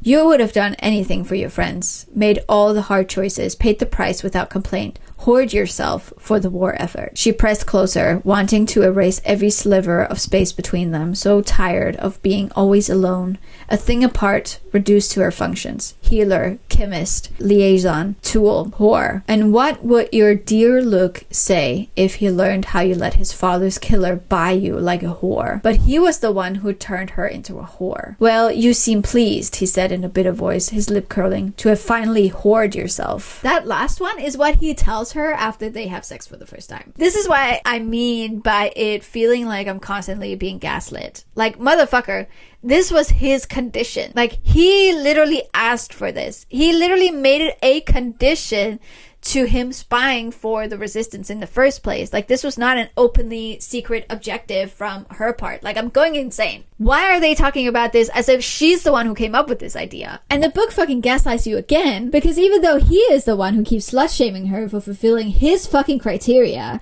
he talks about his mommy issues once, and all of a sudden she is apologizing to him? I wasn't going to portray the resistance, he finally said.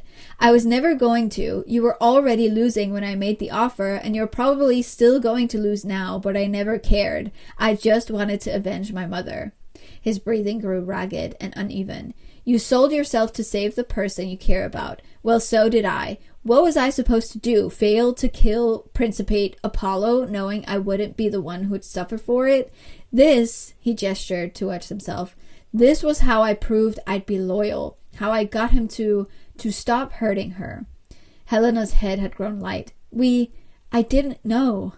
I am so sorry. She felt faint with shock. Girl, you and me both. She was apologizing for everything. For the first time, Cain Farron was fully human to her. She'd slipped through his walls and peeled away the defensive layers of malice and cruelty and found that there he carried a broken heart. I genuinely have no words to describe to you what I feel right now. What I feel as I'm reading this for the second time, but also how I felt the first time I read this. Like, I genuinely feel like I'm watching a psychological horror happening before my very eyes. Like, we just forgive him because he has mommy issues.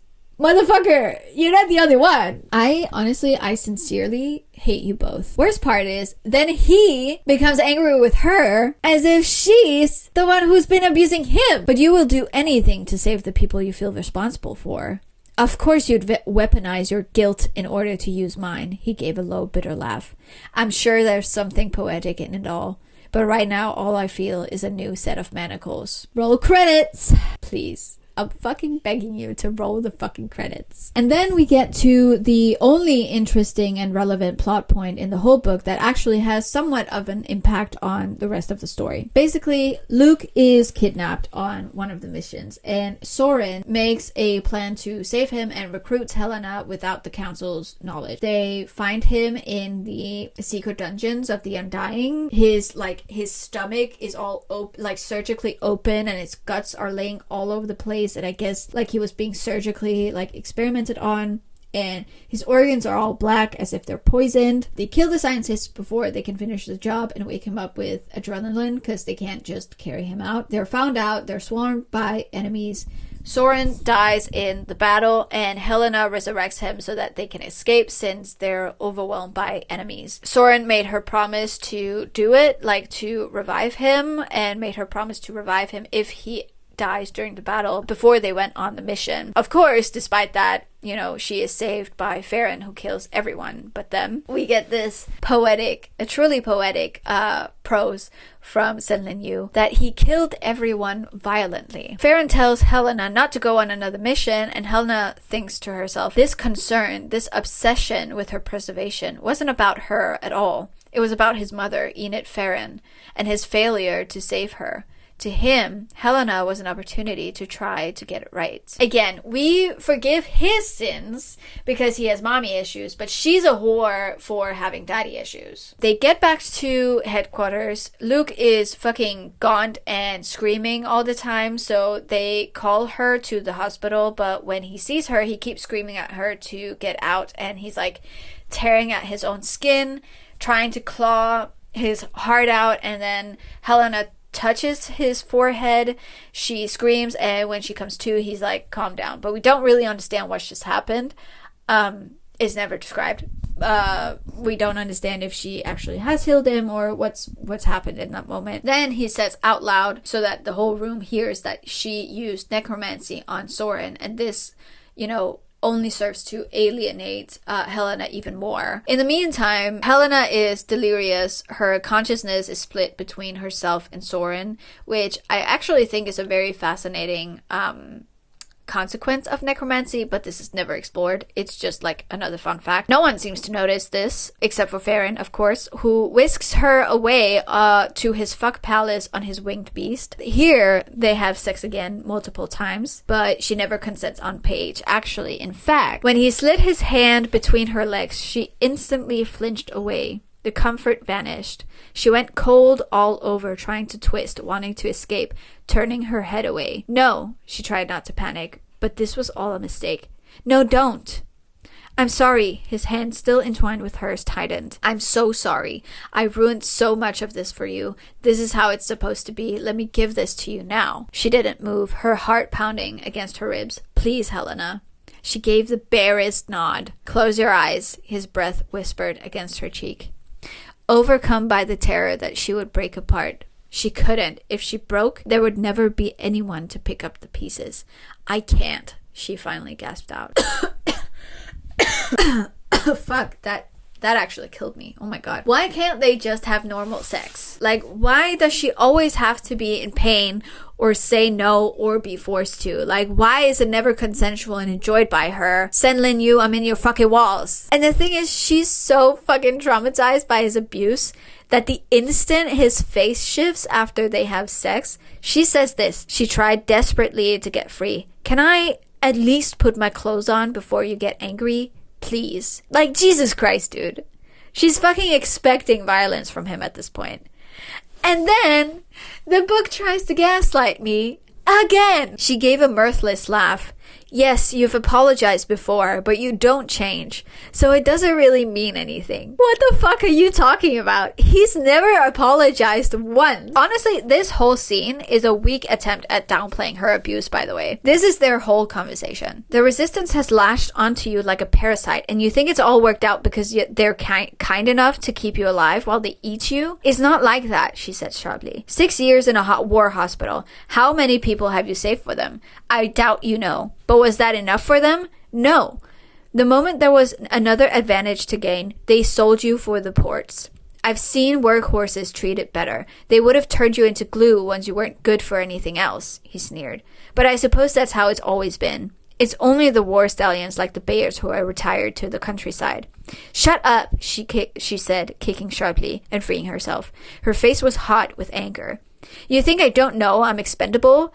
When you see fit to remind me of it every turn? Well, you don't have any right to be angry about that when you're just as much a part of it as any of them. You knew what was happening and that I didn't, and you still chose to be as cruel as you were. At least Ilva and Crowther manipulated me for a reason. She looked away from him. When were you even that kind? He was silent. She looked away. I'm sorry, he said after a moment. She gave a mirthless laugh. Yes, you've apologized before, but you don't change, so it doesn't really mean anything. You're right. He sat down on the edge of the bed and pressed his face into his hands. I'm sorry for that too. I never meant for any of it to go so far. I knew the mission you'd been sent with, and I was sure I'd be immune. But realizing it was all real for you, when it would work and I'd find myself falling for the trap I'd chosen, I'd do whatever it took to make you stop. It hadn't occurred to me that they wouldn't tell you. She bit the inside of her lip. They thought I'd be more convincing that way. He nodded slowly. I thought if I was just cruel enough, you'd give up, that you'd have a limit, that once I found it, you'd stop, finding ways to emotionally blindside me. He gave a low sigh. I spent such a long time waiting to be betrayed. I didn't want to care when it happened. I was trying to hurt you, but I am so sorry that I did. She stared out at the horizon, shaking her head slowly. I don't know why I kept trying. You just had these moments when I could see how little of you was real, when you'd forget to pretend. You always seemed so lonely, and I was lonely too. Are you people fucking hearing yourselves? You're talking about abuse. Like, this is not just a trivial, whoops, I should have communicated better, that's on me kind of problem. Like, he has physically, verbally, psychologically, and sexually abused you. Just because he was lonely and has mommy issues does not excuse it. And what frustrates me especially is how the narrative seems to intellectualize pain and romanticize their relationship through that pain, through their shared loneliness. But the thing is, like, there is nothing intellectual about pain and suffering. There is nothing noble or romantic about it. And here I have to quote Ursula K. Le Guin again from The Ones Who Walk Away from Omelas, because she honestly, she was so brilliant when she said this. She said, the trouble is that we have a bad habit, encouraged by pedants and sophisticates, of considering happiness as something rather stupid. Only pain is intellectual, only evil interesting. This is the treason of the artist, a refusal to admit the banality of evil and the terrible boredom of pain. You can pretend that your pain and your suffering is beautiful all you want, but that does not make it meaningful. At the end of the day, a lot of painful things happen, but the truth is that most pain is meaningless. Most pain is pointless. There is no point to it. I understand the desire to want to give meaning or a point to all the suffering that you've been through, because then at least, you know, you could in some way justify it in some sense. Like, oh, I had to go through that to get to where I am today. Like, I had to go through that. It had to happen. The ends justifies the means. But that's the thing. It doesn't. Again, as Ursula K. Le Guin so brilliantly put it, what if there never is an end? Then all we have is means. All we have is pain. All we have is suffering. And what is the point of that? This chapter actually especially reveals the unexamined worldview and philosophy of the author, or rather, lack thereof. Because next, Helena says this: "You're wrong, because I'm part of the universe," she said. "A tiny piece, I admit. Maybe never an important or mathematically significant one, but still a piece. You and I are not separate from it. No one is. It matters to me, everyone who's died, and everyone who will, and everyone who suffers. As long as I exist, I will always care. And that means that part of the universe does." She smiled at him. Doesn't that make it all a little brighter? Now, the instant I read this, I immediately recognized its source, because I'm an avid user on Tumblr, and this is a paraphrasing of a very popular Tumblr post. And it's not even like the whole Tumblr post, it's actually just this one quote by Brennan Lee Mulligan from one of his campaigns. "In the same way that your heart feels and your mind thinks, you, mortal beings, are the instrument by which the universe cares. If you choose to care, then the universe cares. If you don't, then it doesn't." Now, I don't really watch Brennan Lee Mulligan's stuff, but I've seen clips and interviews with him, and to me, he seems like a really great storyteller. But the book is so utterly incurious about its own philosophical standing that it cannot even pretend to examine the psyche of its own characters. Like, instead, it paraphrases a random internet quote at you as some sort of veneer and replacement for any concrete ideology. Like, it's deeply anti-philosophical in all sense of the word. And to make matters worse, we have yet another contradiction in the world building. "How are all the undying able to use necromancy?" she asked. Houghton translated the question. "Accident," Wagner said with a barking laugh. "He never knew why." What? But she is also using everyone could use necromancy. Like, she is using necromancy. Like, why is she asking this as if it's a rare trait? Like, I thought that was the whole, like, I don't understand, because, like, this is a centuries old war. This is not the first war on necromancy. Like, how did all the people before then use necromancy if it's such a rare trait? Like, I don't understand. After their sexcapade, they continue to see each other almost in secret, but not really. Anyway, at one point, Helena says this: "She'd missed Kane the whole week, but now, returning, she felt dread. He could be so unpredictable. Every moment of softness between them tended to be followed by its direct inversion." Wow. Isn't that crazy? Yeah, it's almost like it's abusive in some way. The worst thing is that the narrative and indeed the characters keep trying to justify it, and we see the ideology of consent continue here. His lip curled. "Why not? Haven't you done enough for them? They sold you. What if I'd..." His voice cut off and he couldn't meet her eyes. "What if you'd had the same offer from someone who'd meant it? You would have still gone. And if I hadn't trained you, you would have died rescuing Holdfast. And I agreed to it. All of it. No one ever made me." There is so much wrong with this. Firstly, that this exchange implies that Helena is lucky that it was Farron, because otherwise she would have been in poor hands or would have been hurt and abused. As if he didn't try to assault her the first time they met, and in fact has physically assaulted her multiple times. Secondly, her training in the end did not help her, because she was rescued by Farron after all. Like, she never actually used any of her training. Thirdly, "No one ever made me" is just factually wrong. The situation made you. The circumstances made you. If you can't say no, then it's not a consensual yes. If I have to break down all of their fucked up conversations, I'll be here all day, so let's just move on. Fun fact, speaking of fucked up consent ideology, Helena experiments on her dying patients without the consent. But it's fine, because they're dying anyway. The next time she felt a patient on the verge of death, rather than break away, she left the connection open and tried to hold the energy as it struck. It seared through her resonance, leaving her hand numb and twinging for hours. Well, It made sense that she couldn't just hold it. It would need a container of some sort. The Sunstone amulet had been quicksilver or glass, maybe crystal. She tried a variety of substances from the storeroom, smuggling odd metals and other compounds into the hospital inside her pockets to see if the energy would channel into any of them. The energy, by the way, that she's talking about is the patient dying. Like the energy of a dying patient. She swallowed hard and kept her resonance open as his eyes went still. The death surge ran through her like an electric shock straight into the obsidian. Her arm went briefly numb. The sensation returned when he was dead, and the obsidian hummed warm against her fingers. She could feel it, that strange, dark energy. Her fingers trembled as she closed his eyes, pulling the sheet over his face. Had she just trapped a soul in volcano glass? She squeezed it. No, she knew what that energy felt like, the amulet and Cain. This was different.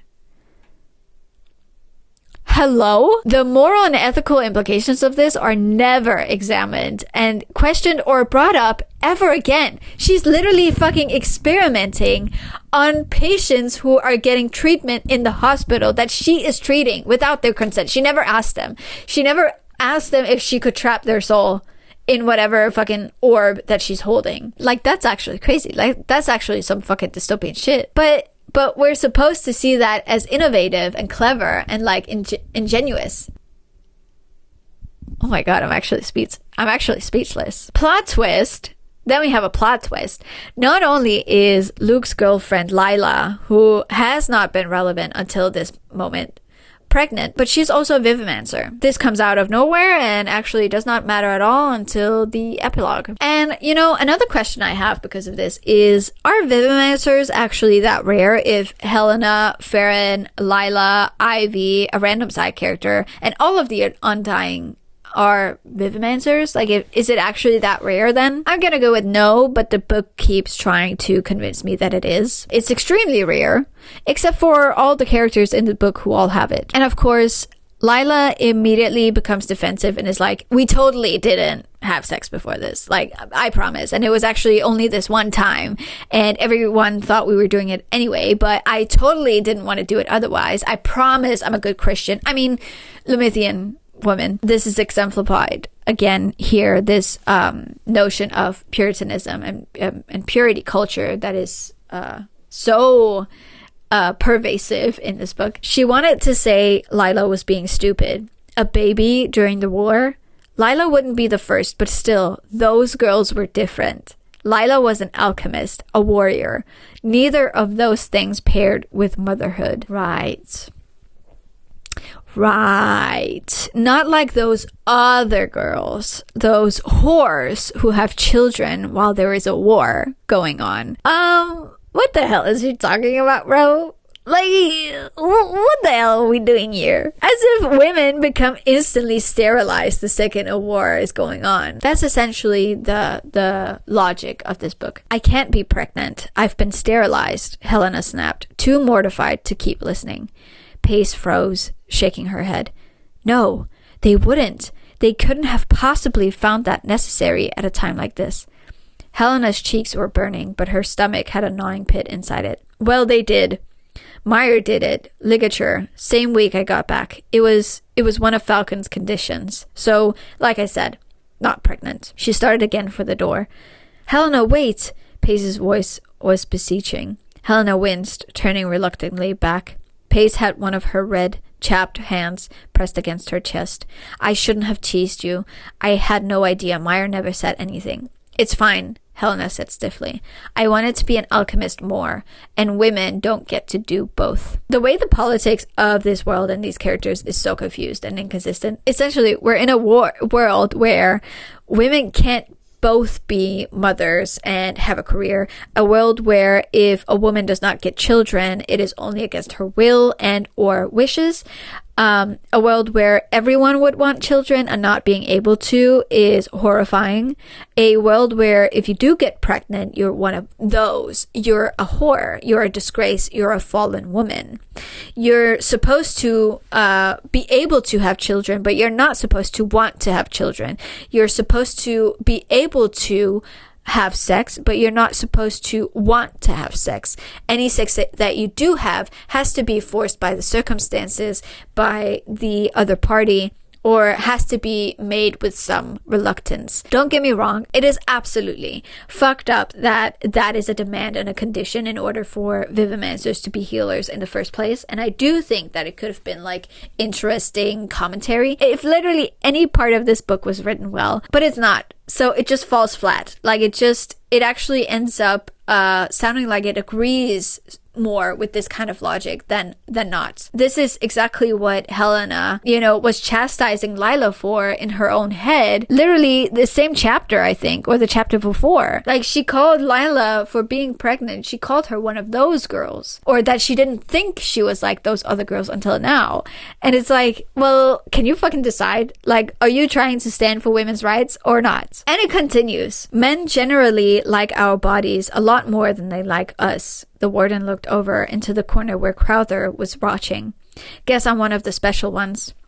How are you special? Helena asked, even though she had a pretty good idea. Probably for the same reason you are. The warden had looked back and was studying Helena now. The difference is that I'm not a traitor to my kind.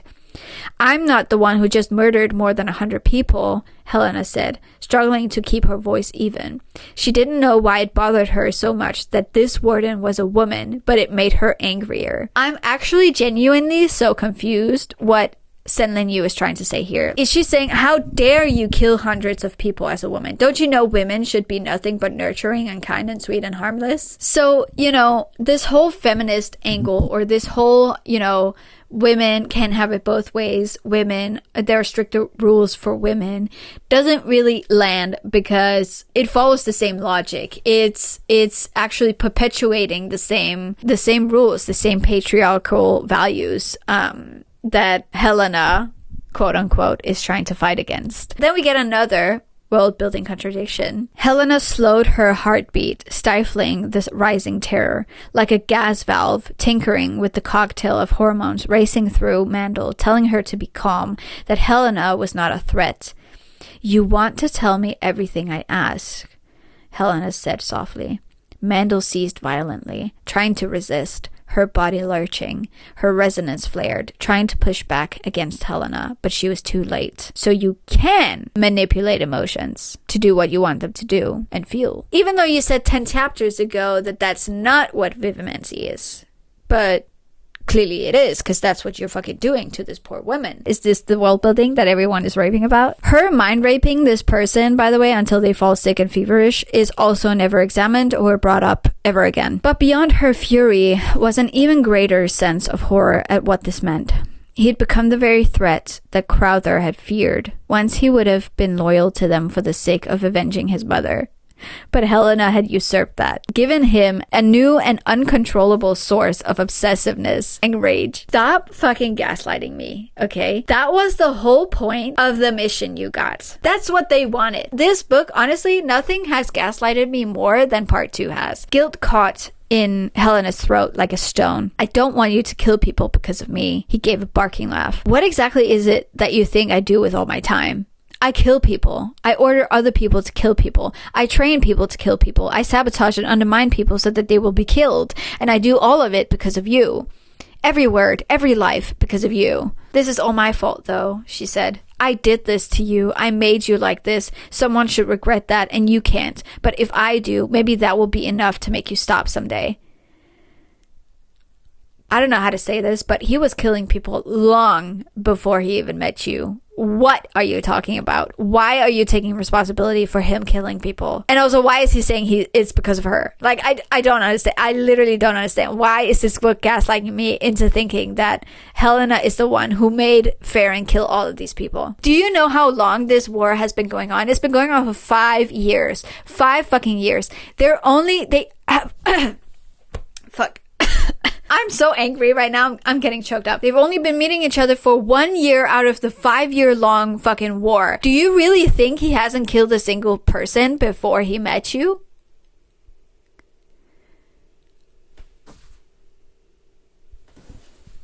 So basically, Helena, you know, from experimenting on dead patients, she ends up making this weapon that can kill the undying with the weapons.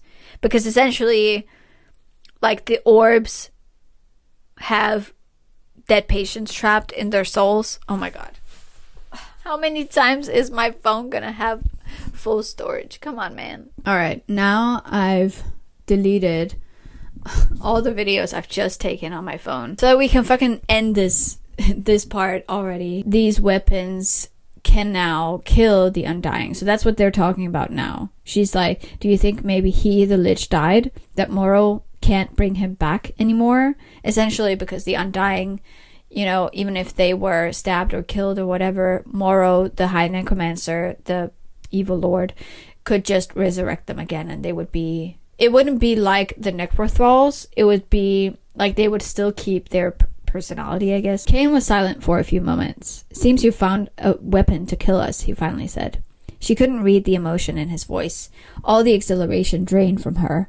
She had spent so much time afraid of Cain's immortality, knowing that his discovery or apprehension would be without means of escape. He could be tortured forever, without even the hope of death. Now it was very likely that he could die. She had made this possible. She had not saved him. She had created a new way to lose him. Guys, I'm so tired. Can you tell that I'm tired? And multiple times throughout the book, it loves using the possessive pronouns. Mine. You're mine, he said as he kissed her. All right, seagulls from Finding Nemo. You're mine, he said, almost against her lips. Mine. You swore it. Your resistance sold you to me. All he's missing now is just saying mine, mine, mine, mine, mine, mine, mine, mine, mine. Then we get to the plot twist of the whole book, which is that all this time, or ever since they rescued him from the torture dungeons of the Undying, Luke has been possessed by some rando named Cetus.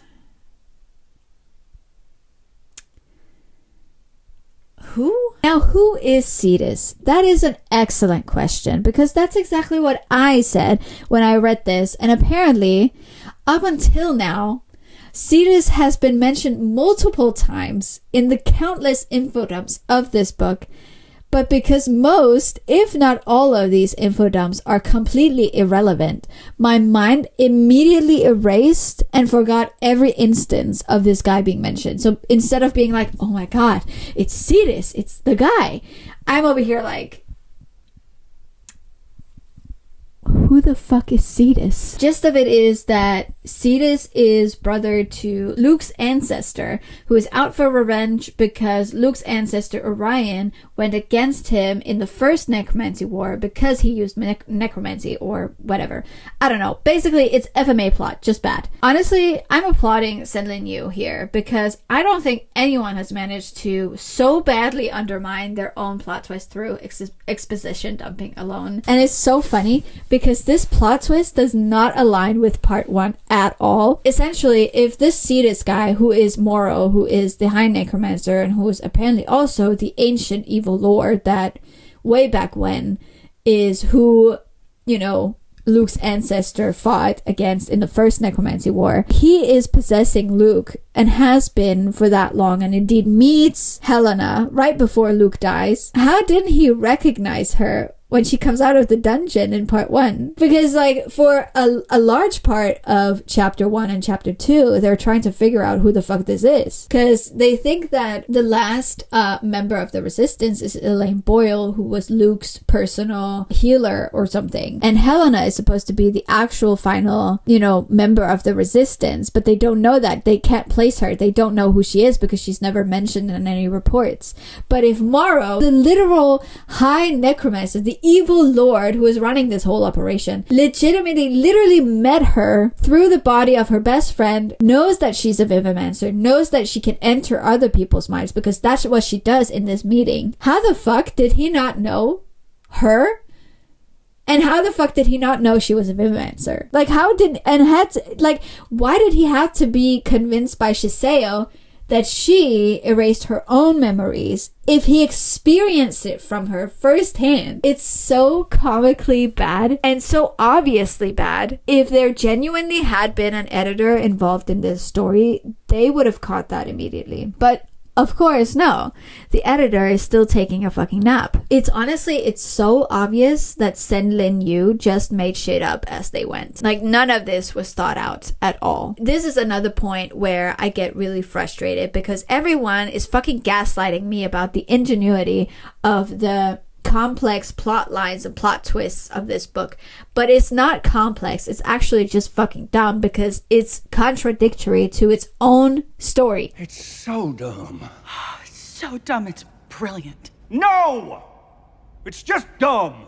Oh my god, it's not even linear. Like, it's not even consistent. It's not consistent at all. It's just a hodgepodge of the author's stream of consciousness of whatever terrible thing she can think of, she can drudge up for shock value. Like, that's all this is. That's all the 1,000 pages of this book is. It's just torture porn. We also find out, by the way, that Lila was in fact raped because when she has sex with Luke, Luke was already possessed by this guy. So, you know, the one time we actually do have consensual sex, and it turns out to be rape after all. They never tell her that the guy she thought she had sex with was not actually the guy that she thought she had sex with. All Helena is thinking about is saving Lila, but then she runs into Farron, who knocks her out and keeps her unconscious for several days for some reason. She basically has to convince him to save Lila because he's like, no, I'm getting you the fuck out of here. You're losing the war. They invaded the headquarters. They took over the alchemy tower. Someone has betrayed them. It's only going to get worse from here, so I'm getting you the fuck out of here. But she's like, no, you have to save Lila.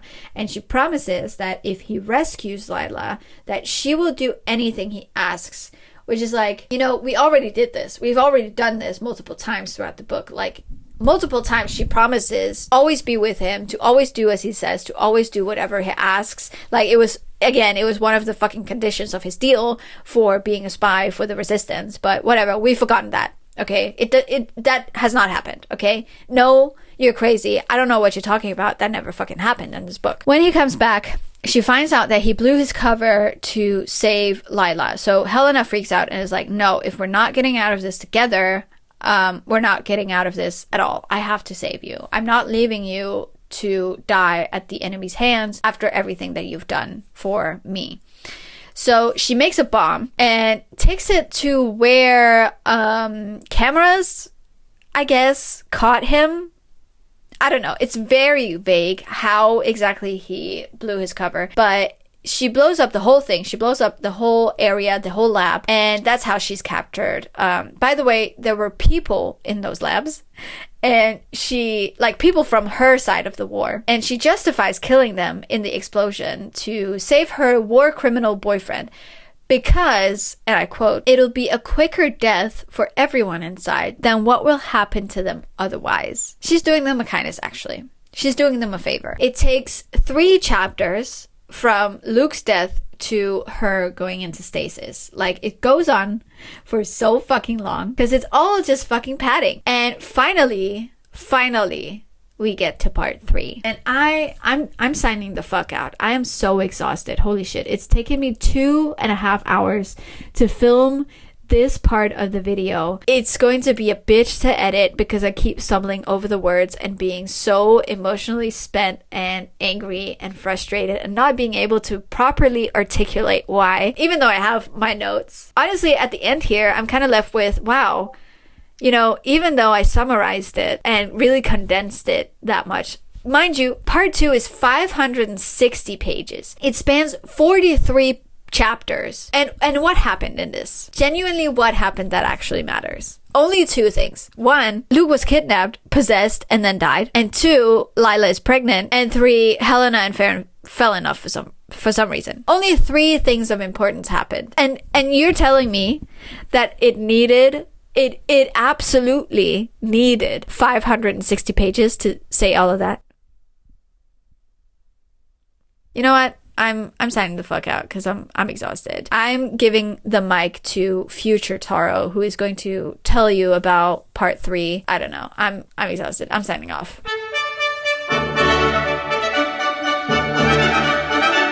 Hello. Oh my god. Welcome to this brief intermission. Before we begin, I need to set up my hair because I just took a shower, I think like 2-3 hours ago. I always think that my hair looks better than this, but then when I edit the videos, turns out I should have just put it up because it looks way better like that. So just give me a moment, okay? Is this better? I feel like in this way you can always also see my earrings. So hi, welcome to either an intermission or a brief post-alchemized look at just some author insight, because while I was reading this book, I got so curious and I was so like, I kept thinking about what type of person would write a book like this and why would they write a book like this. And so I deep dive into Senlin Yu as a person. Well, not as a person, but more like their process in writing this book, their thought process and, you know, stuff like that. And I found a couple of things that I want us to go through together. And I have not scripted any of this, okay, like I did with the other parts. This is plainly just my reaction right here, right now. I did it this way because I think that will give us, it will give you my most visceral reaction, I guess. I did have, you know, a very annoying encounter with bureaucracy, but aside from that, I'm feeling great. Oh, my light source.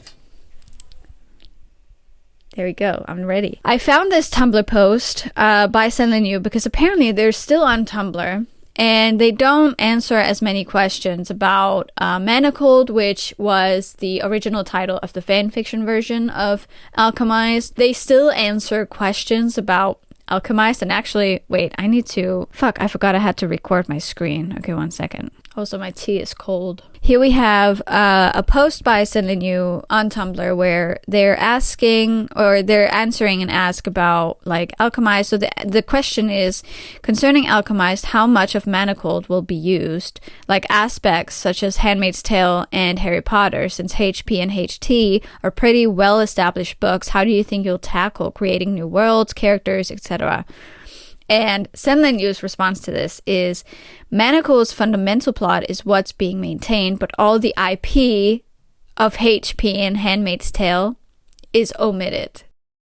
Are you sure? Are you sure it's omitted? Which honestly, the overt Handmaid's Tale references were always a red, LOL, herring that I leaned into overmuch because I was worried about my ability to write a mystery story. HP was more difficult because of the world building, but the thing about Manacled was that HP was fundamentally a bit of a vehicle to write a story about war that I was thematically interested in telling. Girl, there was no war going on. What the fuck are you talking about? And so while there were many very HP specific elements to the story, there were also some rather childish elements to canon that I had to try to work around, like the Order of the Phoenix's no kill policy based on the First War, and those always felt a bit crazy to try to have the characters maintaining, but they don't actually kill anyone on page. Well, no, that's not true. Helena kills a lot of people, but she does so because she's doing them a favor, remember? She's doing them a kindness. But otherwise, like, we never hear Luke, for example, killing anyone or struggling with killing anyone. We don't hear about Soren killing anyone, Lila killing anyone. I'm pretty sure the only people who kill anyone is Farron and Helena. Whatever. Okay, whatever. That is not to say that the process was in any way pleasant or something I will ever do again. I would rather be shot. I have described the process to my family as taking 2 5K-piece jigsaw puzzles and having to use both to build a new puzzle that somehow makes sense. Do not recommend. I don't know. I'm just thinking, like, have you tried then just writing something original? Have you tried just not turning a fan fiction into a published work? Okay, so I have a few issues with this answer. Firstly, that they're claiming that HP and Handmaid's Tale is omitted. Frankly, I would argue against this. Well, yes, the Order of the Phoenix is now called the Order of the Eternal Flame, but I wouldn't say that that's particularly, you know, clearly that's just the fucking Order of the Phoenix, and that's why it's called the Resistance in the book, even though in the book, the Order of the Eternal Flame is like the established monarchy, like it is the established major power that's been ruling over Palladia for centuries. Secondly, saying that the Handmaid's Tale is omitted is frankly it's so bold to say. Hello, I'm back now again. Sorry to interrupt our very important session. I was interrupted. Actually, I'm not the one who's supposed to apologize. I was interrupted by more bureaucracy bullshit. And then I had to go grocery shopping with my mom. But I'm back now. And I replaced my cold tea with a cold cafe latte with vanilla syrup. I'm usually a salted caramel girly myself, but we don't have any more salted caramel in the house anymore, so I have to settle on vanilla for the time being, much like I have to settle on this being my entertainment for the day. But anyway, let's continue. I honestly forgot where we left off. Oh wait, I have to fucking record my screen once again. 1 second. So there was this ask by Selin Yu that they answered about potentially omitting The Handmaid's Tale and also Harry Potter, but as we have established and as we've read so far, that is not the case. No matter if we have read only the first 2 parts or all 3 parts, I think we can say for certain that none of these are true. Then they also say that the Handmaid's Tale references were always a red herring. But what is it a red herring for? So like a red herring is a literary device that writers use to mask another plot line. An example is like from Avatar: The Last Airbender, where Zuko in the first season is a red herring villain for Aang's true red herring. Did I say Aang's true red herring? I meant Aang's true antagonist. So Zuko in season 1 is a red herring antagonist for Aang, and likewise Aang is a red herring antagonist or protagonist to Zuko. But it actually turns out that Zuko is like a deuteragonist or a co-protagonist. Aang's true antagonist turns out to be Firelord or Ozai. So that's what a red herring is. It's like a misdirect. Something that is presented to the audience, which looks like one thing, but is actually another, or is meant to mask for the true element of the story. So I'm a little bit like, what do you mean by the Handmaid's Tale references were a red herring? The Handmaid's Tale plot line is there until the end. What the hell are they talking about? So that's one. Oh my god. Okay, so I don't know what to do with my hair, okay? Like this, I look like a crazy scientist. The other way, I feel like my hair is just, big. I don't know what to do with it, okay? If you have any tips on how to make curly, frizzy hair look good in any way, please let me know, because I have no idea. Okay, is this better? I feel like it's not much better, but you know what? This is the best I can do, okay? So anyway, so let's move on from this ask, because we have so much more ground to cover. It's only gonna get worse from here. Oh yeah, I also found this Substack where Senlin Yu talks about all of the books that inspired or that they used as like reading material / research for Alchemized. You can see in the picture, you can see a bunch of books. I think there's one, oh my god, Ursula K. Le Guin is in here, which is crazy to me. But you know what's even crazier to me is that The Handmaid's Tale is not in here at all, and neither is Harry Potter, which is just insane considering how much Alchemized hinges on those 2 IPs and those 2 books alone. It's crazy that someone can read Ursula K. Le Guin and then not retain any information that she comes with in any meaningful way. I didn't do this on purpose, okay? I did not do this on purpose, but it's also a little bit ironic. It's not lost on me that I've used Ursula K. Le Guin to argue against Alchemized's philosophy. What the hell is Ursula K. Le Guin doing in this list? This is your mind. Okay, how the world really works. The Secrets of Alchemy and Mysticism. So there seems to be a lot of books on alchemy, but this is what I think happened. Senlin Yu read all of these books, right? And I think they tried to retain as much information as possible and understand the core concepts of alchemy so that they could use it in some creative, original way in their story. But at the same time, they, in, I guess, turning the fan fiction, which follows the same plot beats as Alchemized, it just ended up, like this alchemy just ended up being vague magic. So this is what I feel like a lot of writers don't understand. Your story isn't just a story, okay? It doesn't exist in a vacuum. Your story hinges on not only the characters, but also the world that they live in, because those things determine what kind of actions that they take and why. If you're trying to tell the same story, but it happens in a different world, of course it's not going to make sense, because you didn't take into account how the new world affects the characters and their surroundings. You didn't think about how, this changes the story in some way. I'm not putting the entire blame on Senlin Yu for this one, because I also do think that this is part of the responsibility of the publisher. The publisher deliberately wanted to maintain a lot of the same plot beats from the fan fiction, because they knew that there was an already existing demographic from the fan fiction, which is the whole reason why they even picked it up in the first place, is because of how popular it was. They saw the giant audience for this story, and they thought, well, that is definitely a market that we can sell this to. We can definitely make a profit on this because the audience is so big. But in doing that, we can't alienate them. We can't scare them off too much, because then we won't make as much of a profit. So it has to be the same story. They have to come back to it, and it has to be the story that they love. If we change too much, we can risk losing our audience, and we can risk losing our profits. That is definitely the thought process of turning this fanfiction into Alchemized, because otherwise, why wouldn't you just change your story?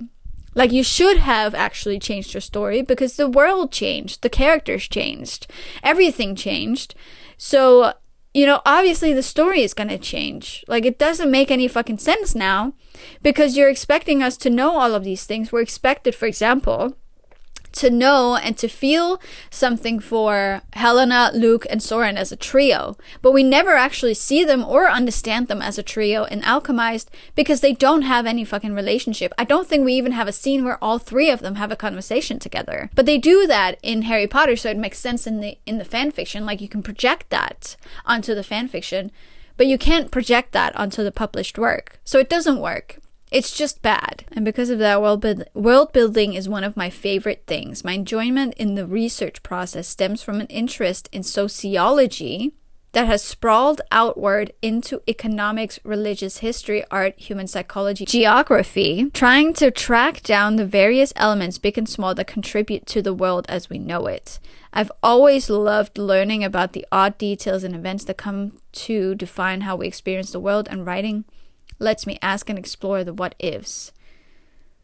I'm gonna be honest here and say that does not shine through your writing. Oh, fuck's sake. Oh my god, it ran out of storage again.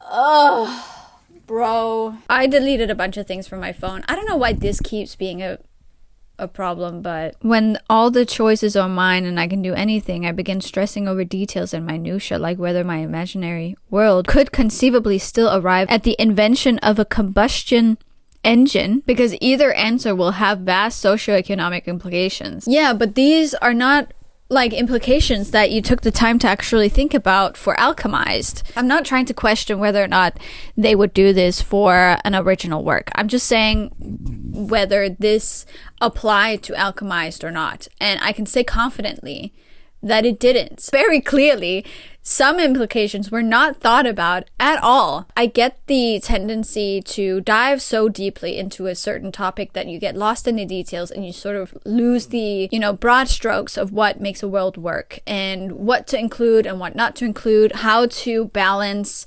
exposition. But I think the problem with Alchemized here is that the author was too worried about the word count. And I think they were too worried about the word count being somewhat similar, because that's essentially also one of the things that Manacled was so famous for, was its word count, because it was so long. They didn't actually think about the world building that much, because instead what we get is a bunch of exposition dumping that does not matter to the story at hand. It does not have an impact on any of the characters' actions or reasoning or rationale or anything. It does not have an impact on the plot. The reason that some books have kind of like a long explanation of something, is to provide context to a character's actions or provide context to a plot beat or, you know, a certain twist or whatever. Like, that is the reason why we have explanations for a world. It is the reason why sometimes a character will say, oh, by the way, this kind of dragon is like this because of this and this. You know, an example is The Dispossessed by Ursula K. Le Guin takes place in outer space. And it's a story about two planets, a planet and its moon, actually, and how their societies are different, and how one scientist from the moon goes to the main planet from where they came from originally several hundred years ago. And the way that it is explained throughout the book isn't that the main character just,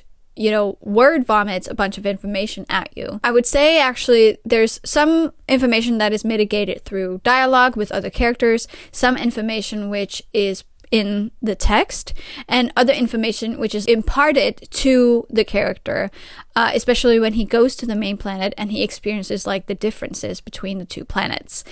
And I think this works because we're not receiving more information that we need at any given time. We're not receiving any more information that isn't relevant to the story at hand right here and right now. So that's why it doesn't feel overwhelming when we read The Dispossessed, and why it actually feels rewarding to pay attention to all of this information that we're getting, because in the end it actually matters to the story, and it matters to the conclusion of the story, especially. Like, it provides context for why it ends the way it does. But most of the information that we get from Alchemized is not like that. Most of the information that we get from Alchemized is either irrelevant, is contradictory, just does not fucking matter. It does not explain anything. Like, it does not explain the ending. It doesn't explain characters' motivations, actions, thought processes, rationales, morals. It doesn't explain anything because it's not coherent in any way. I think you can be, you know, really interested in research, and I think you can do a bunch of research, but just not be good at mitigating that. You don't have to be a thorough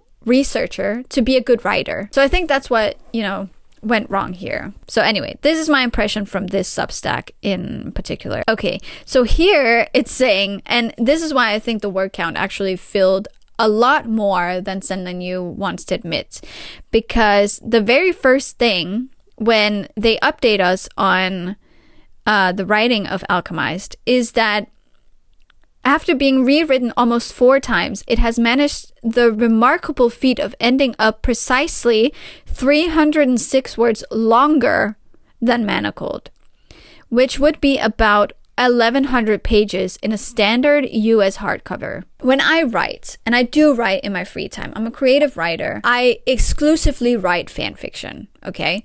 I do not have any dreams or hopes in publishing my own original work because I don't want to. I don't really have any ideas that would be original enough to be removed from any IP, and I'm just not interested in crafting one. I'm only interested in writing fanfiction, honestly, and you know, I'm fine with that. I'm happy with that. So when I write, I never think about the word count. I used to a lot when I was younger, and I was arguably a worse writer because I thought that this was some kind of indication of quality. I thought the more words I wrote, the better a writer I was. But I'm wrong. You know, brevity is a skill. For me, it was never a problem to produce the word count. Honestly, my main problem was cutting down on my word count. Especially the problem that I had with Alchemized as well is that it was repeating itself a lot. And I think Senlan Yu would really benefit from these kinds of exercises where they had only a set amount of words that they needed to communicate a certain idea through, and no more and no less, because it forces you to not waste the reader's time. It forces you to consider how to communicate the most amount of information in the least amount of words possible. Words mean something, and you can communicate a certain feeling or a certain idea through just 3 words, just through a sentence, which is why we have quotes, right? You know, even for people who haven't read the context or the book that it's coming from, can be moved by it because it has meaning. Like, that sentence itself contains so much information that it's able to move even people who haven't read the work. And that's incredible. That's an incredible skill. And it's a mark of a great writer. Because you thought about meeting the word count so much, you actually ended up with a repetitive, redundant mess that doesn't make sense and is self-contradictory. I guess my advice to Senlin Yu would be to, exercise in brevity, exercise in trying to say as much as possible in the least amount of words possible. I think that would, a lot of writers actually would benefit a lot from this. But I suspect that in a few weeks, it will be coming back with the gentle but stern instructions to take a scalpel to my prose and endeavor to become at least 50,000 words less verbose.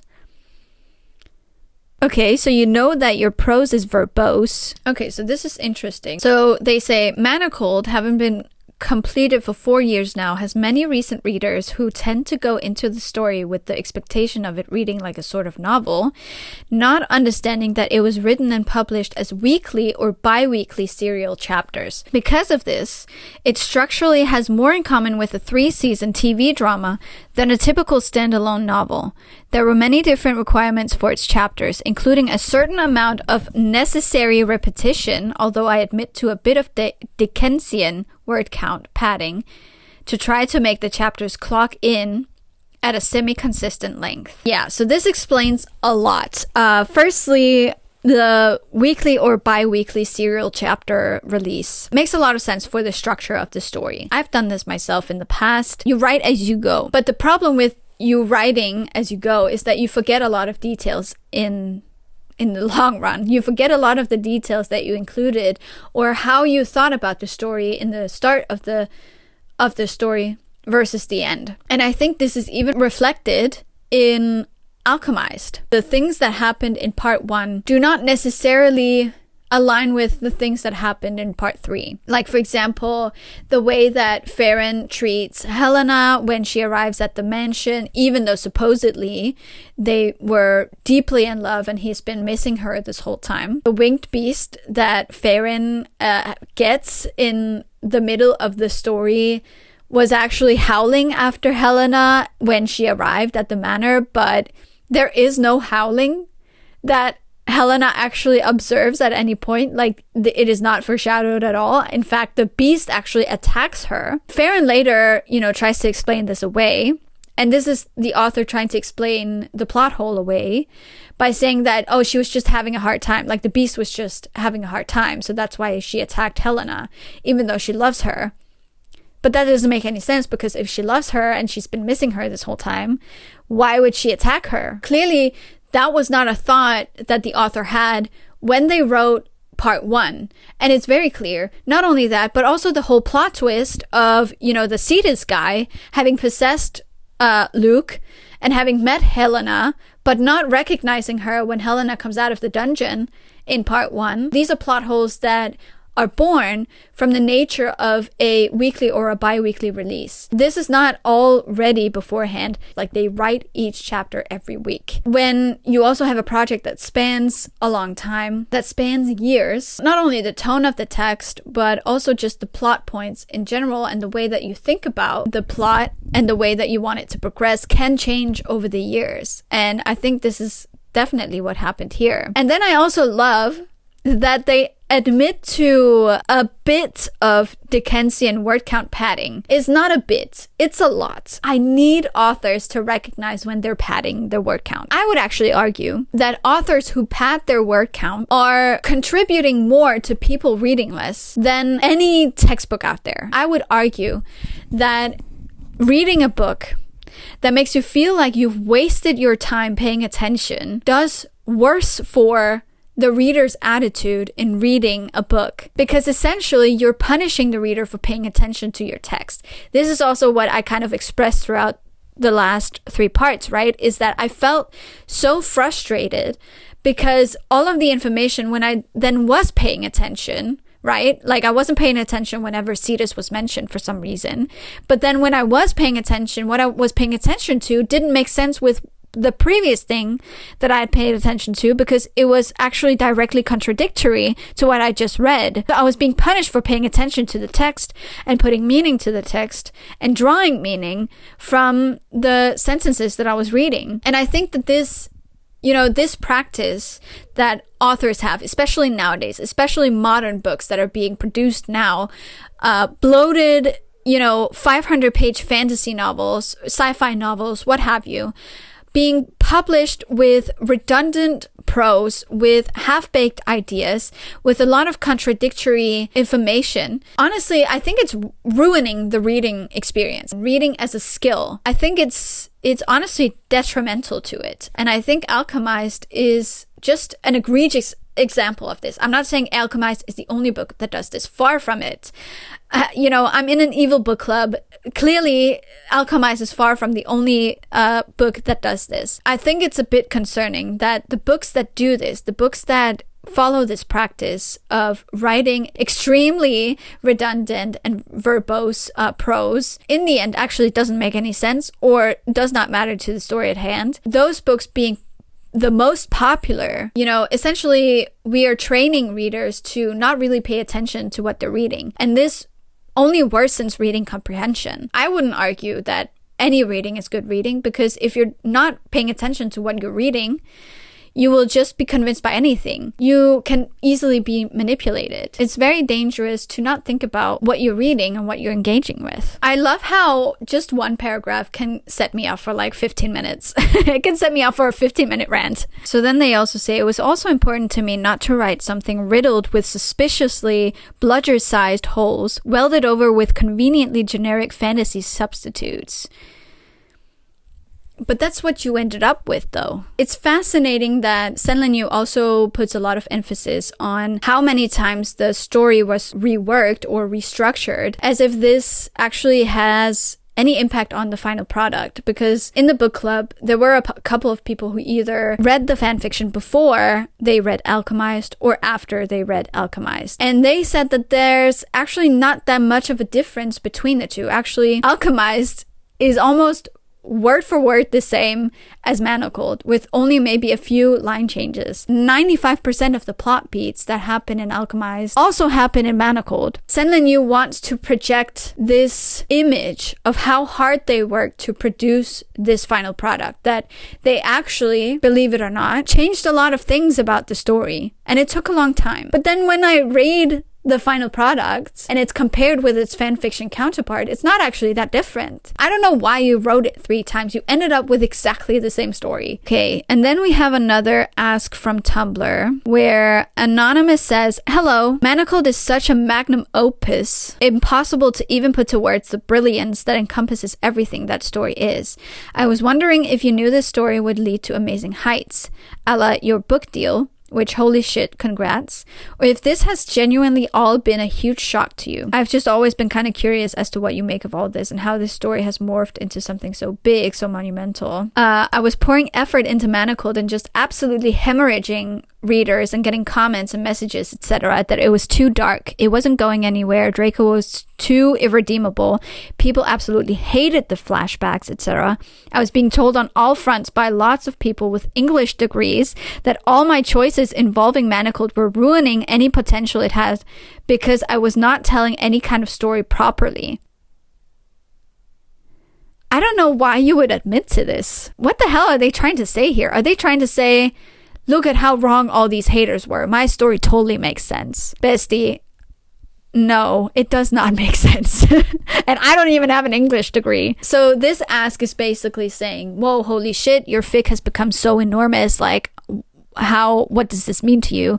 And essentially Senlin Yu here is like, haha, yeah, can you believe all the hate I used to get, and now I'm so successful, I'm having a book deal, I'm having a fucking film adaptation being made from this mess that people with English degrees said was a mess and doesn't lead anywhere. Okay, then we have another ask. Okay, so essentially this ask, and I think this is why it interested me, is because of Senlin Yu's response to why they published Alchemized in the first place, like why they turned Manacled into Alchemized. It's just Manacled that is being made private, and a large part of that is because it's become so popular mainstream that it's brought some negative issues into the fandom that have spread beyond it to affect other stories and fan authors, and could potentially create legal ramifications that could impact a lot of fandom culture, and I just really don't like that. Even Manacled will continue to exist within more private fandom spaces, but it's just being withdrawn from the public for the foreseeable future.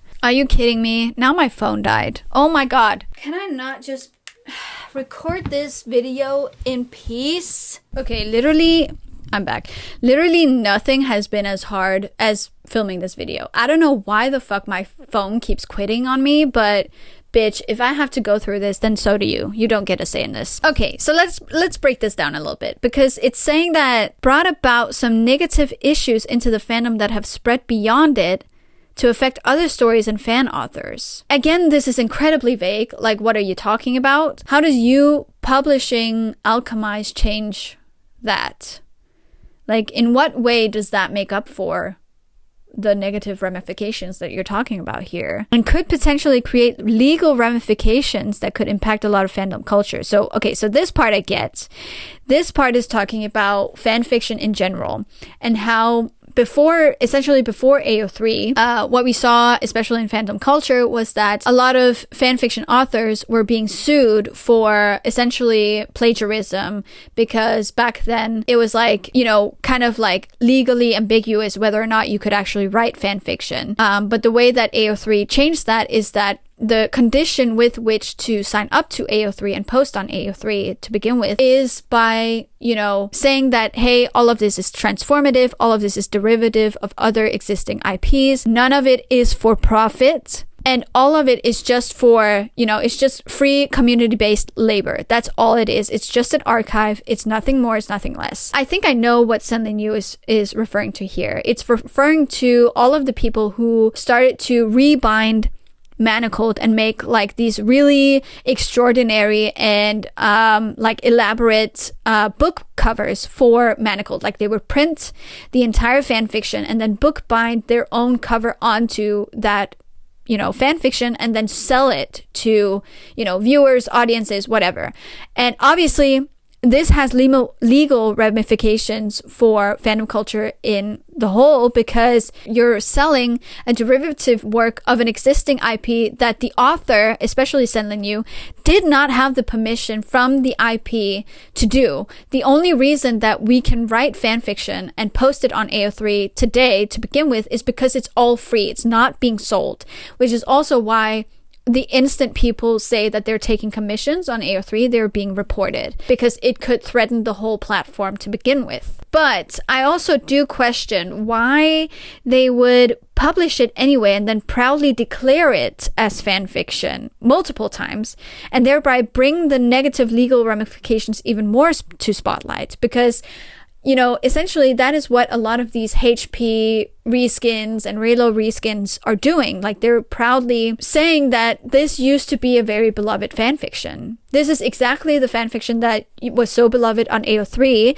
and you can now buy it for $32. The only reason that these people haven't been sued so far is because they technically turned their work into an original work. It's a matter of time before fanfiction as a whole is, you know, really impacted by all of these fanfiction authors going around and publishing their fanfiction. The only reason that they even have an audience to begin with is because of the existing IP. The only reason that the book publisher is willing to take a chance on these fanfiction authors isn't because they have some out of this world writing skill that they want to share with the world. If that was the case, they would only sign them under the condition that they would write something original. But no, they always sign them with a specific fan fiction being turned into an original work. And that is because the fan fiction obviously has a pre-built in audience from the existing IP to begin with. Its success is thanks to the success of the IP that it's based on. I have a lot of thoughts about that, and I don't know how to articulate it yet. Okay, so, and this is another ask where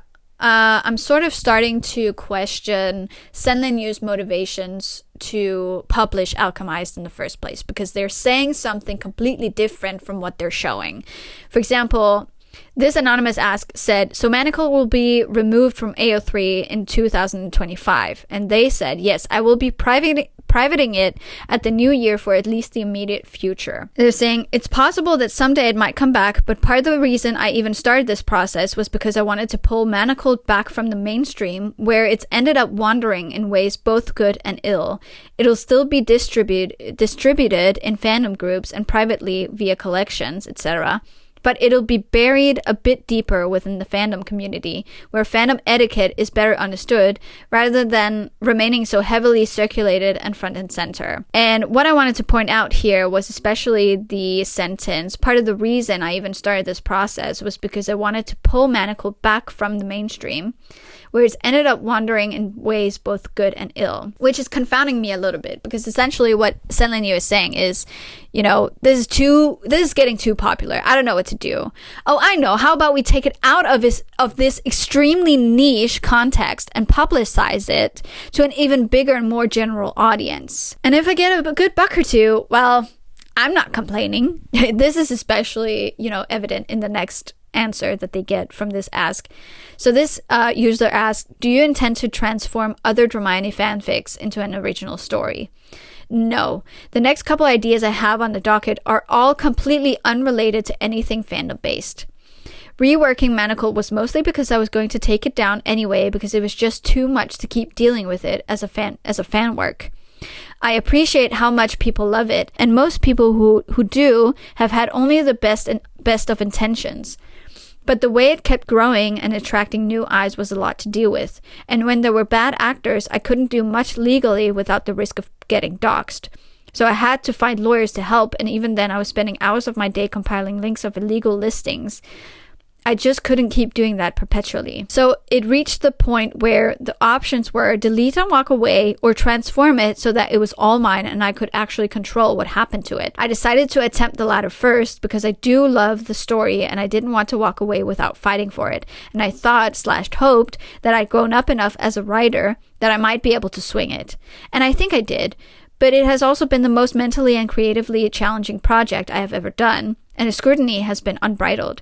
So I'm really looking forward to moving on to projects with fewer preconceived notions attached to them. Okay, so what I want to point out here is especially this part. Hi, hello, just interjecting here because I realized that I actually completely fucking misunderstood what Senlin Yu was trying to say here. At first, I thought that they were talking about people stealing their fanfiction and like re-uploading it under their own username and pretending that it was their work and not, you know, Senlin Yu's work. I think that might be part of it, but I actually think that now that I'm rereading their answer to this ask, that what they're actually talking about is, you know, inflammatory comments and, you know, rude comments that they were getting as a response to this fan fiction. And I think that's what became like overwhelming about it, and that's why they wanted to take it down, because they couldn't handle all of the backlash that they were receiving. I think that's what they mean by they couldn't do much legally, because in order to report, I guess, like online comments, they had to dox themselves, but I don't know who they would dox themselves for, because I also don't know what lawyers are able to do about that. So I'm actually very confused about this response. If we're talking about like rude comments online and they're compiling, you know, links to illegal listings, which is what they say, how are lawyers going to help that without the risk of getting doxed? Doxed by whom? I don't understand. But I think that's what actually they were talking about when they were answering this ask. I think what they were actually talking about was that initially they wanted to take this off the internet because they just couldn't handle all of the rude comments that they were getting and all of the like backlash, I guess, they were getting from, you know, posting this fic.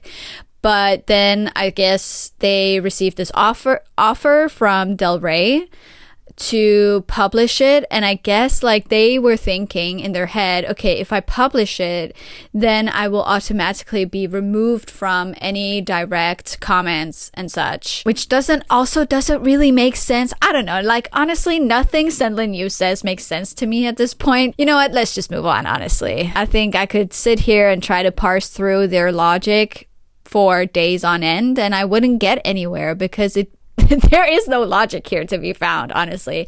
And if you get it and I don't get it and you have a way of explaining it to me, please do, because I'm genuinely so lost. But anyway, let's move on. I get the idea of like, I needed a legal reason to call this mine so that I could combat any plagiarism or any stealing. But there's too many new eyes on this thing reason. Does not make any sense, especially because there's even more new eyes on it now than there were before. And even turning the book into an original work, or even just deleting the fanfiction from your side, doesn't stop, the bad actors from re-uploading it anyway. Because the fan work is still being circulated, which is also what they said in previous responses to asks. So it still exists. So that reason also doesn't really hold up under scrutiny. Again, Senlin Yu here is describing something so vaguely that, once you scrutinize it a little bit, you're realizing that it doesn't actually make a lot of sense, and it doesn't really align with the actions that they've taken. And it's like, if you're publishing your highly problematic fan fiction into an original work for monetary gain, that's up to you, whatever.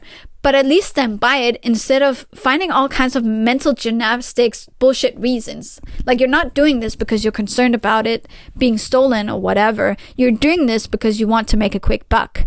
And that's fine. Lots of people have done this. But pretending to do otherwise makes you sound extremely disingenuous and like a liar. Then they also said something else. Anonymous asked, I absolutely loved Manacled, and it is by far the best fanfic I have read in a long time. Recently, though, I saw a TikTok made by a creator who claimed that Manacled romanticized rape and shouldn't be praised. I have been feeling very conflicted about this lately, and I'm not sure how to feel. What are your thoughts about how the fandom romanticizes your story? Did you ever intend for Manacled to come off this way? If it's the TikTok I saw, the creator only read 6 chapters of Manacled and then was reacting to the trigger warnings on the fic. If anyone who has read the entire story wants to bring examples of where they believe I've romanticized rape, I am more than happy to have a conversation about that with them.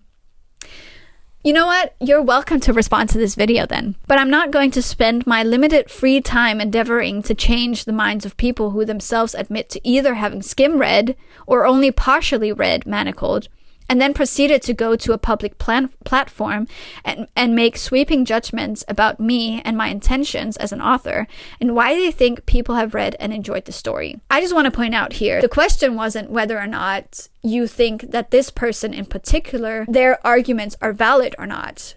Actually, you're using the fact that they barely read your fanfiction as a deflection from answering the question of whether or not you actually romanticized rape in Manacled or not. Personally, I have never regarded Manacled as a romance.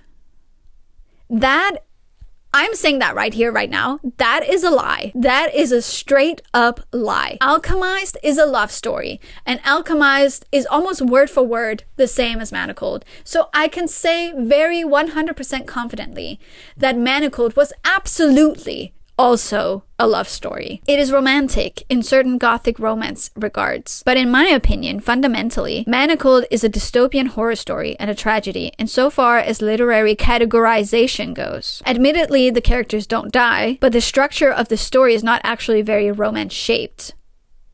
Tragedy and romance have many similarities, but the form of their climax is distinct, which is part of why many people are dissatisfied with the epilogues, because they don't do the things that readers expect to feel at the conclusion of an epic romance. They're not supposed to, because it wasn't. What the fuck are you saying? Like, what does any of this mean? Tragedy and romance have many similarities, but the form of their climax is distinct. Distinct in what sense? And how does this apply to Manacled? How does this apply to Alchemized? How does this, even if it was a tragedy and it isn't a romance, how does it still, like, you can write a tragedy and still romanticize rape. You know that, right? Horror and romance are also closely related. They have many of the same beats, but they're inversions of each other. What? One of my favorite Tumblr posts puts it thusly. Something about horror as a genre is very inherently similar to romance, but it's differently romantic. It's like if romance could be compared to a rabbit, then horror is a hare. A hare is the same shape-ish as a rabbit, but it's different. It's upturned and eerie and comes at you from a sideways angle. But in what way? Again, this is fucking vague. What are you saying? In what tangible way? I think this connection between the two, you're not establishing any connection. I think this connection between the two genres is the presence of love. Love as a concept.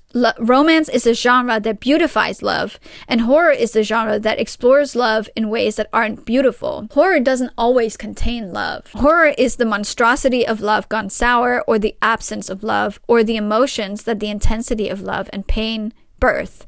Slasher horror is monstrous obsession, while existential horror always has a narrative that makes you rethink what love means, what being human means, just like romance. And then Sunny Yu says, that's very much the way I see Manacled. It was intended as the Black Mirror version of JKR's Power of Love premise in the HP series. The question I wanted to ask in writing it was what kind of love is truly enough to win a war? So it is a love story.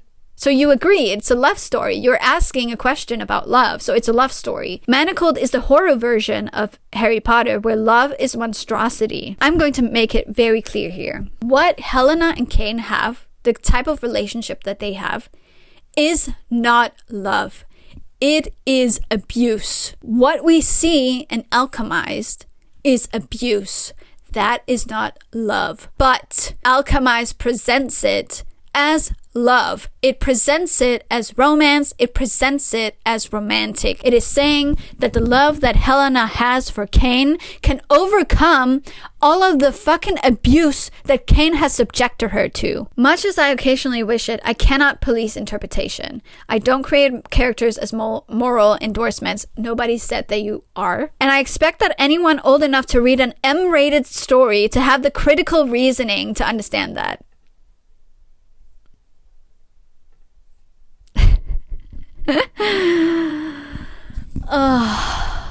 Oh my god. So me and Senlin Yu, we have beef now. No, obviously I'm kidding. Like, listen, if Senlin Yu watches this video, I stand by everything that I said. Your attitude towards the story and your defensiveness towards the story comes off as extremely disingenuous, mostly because you're constantly contradicting yourself and also your actions. You're saying one thing but showing another. You're saying this is not a love story, this is a tragedy. But Alchemized is showing something else.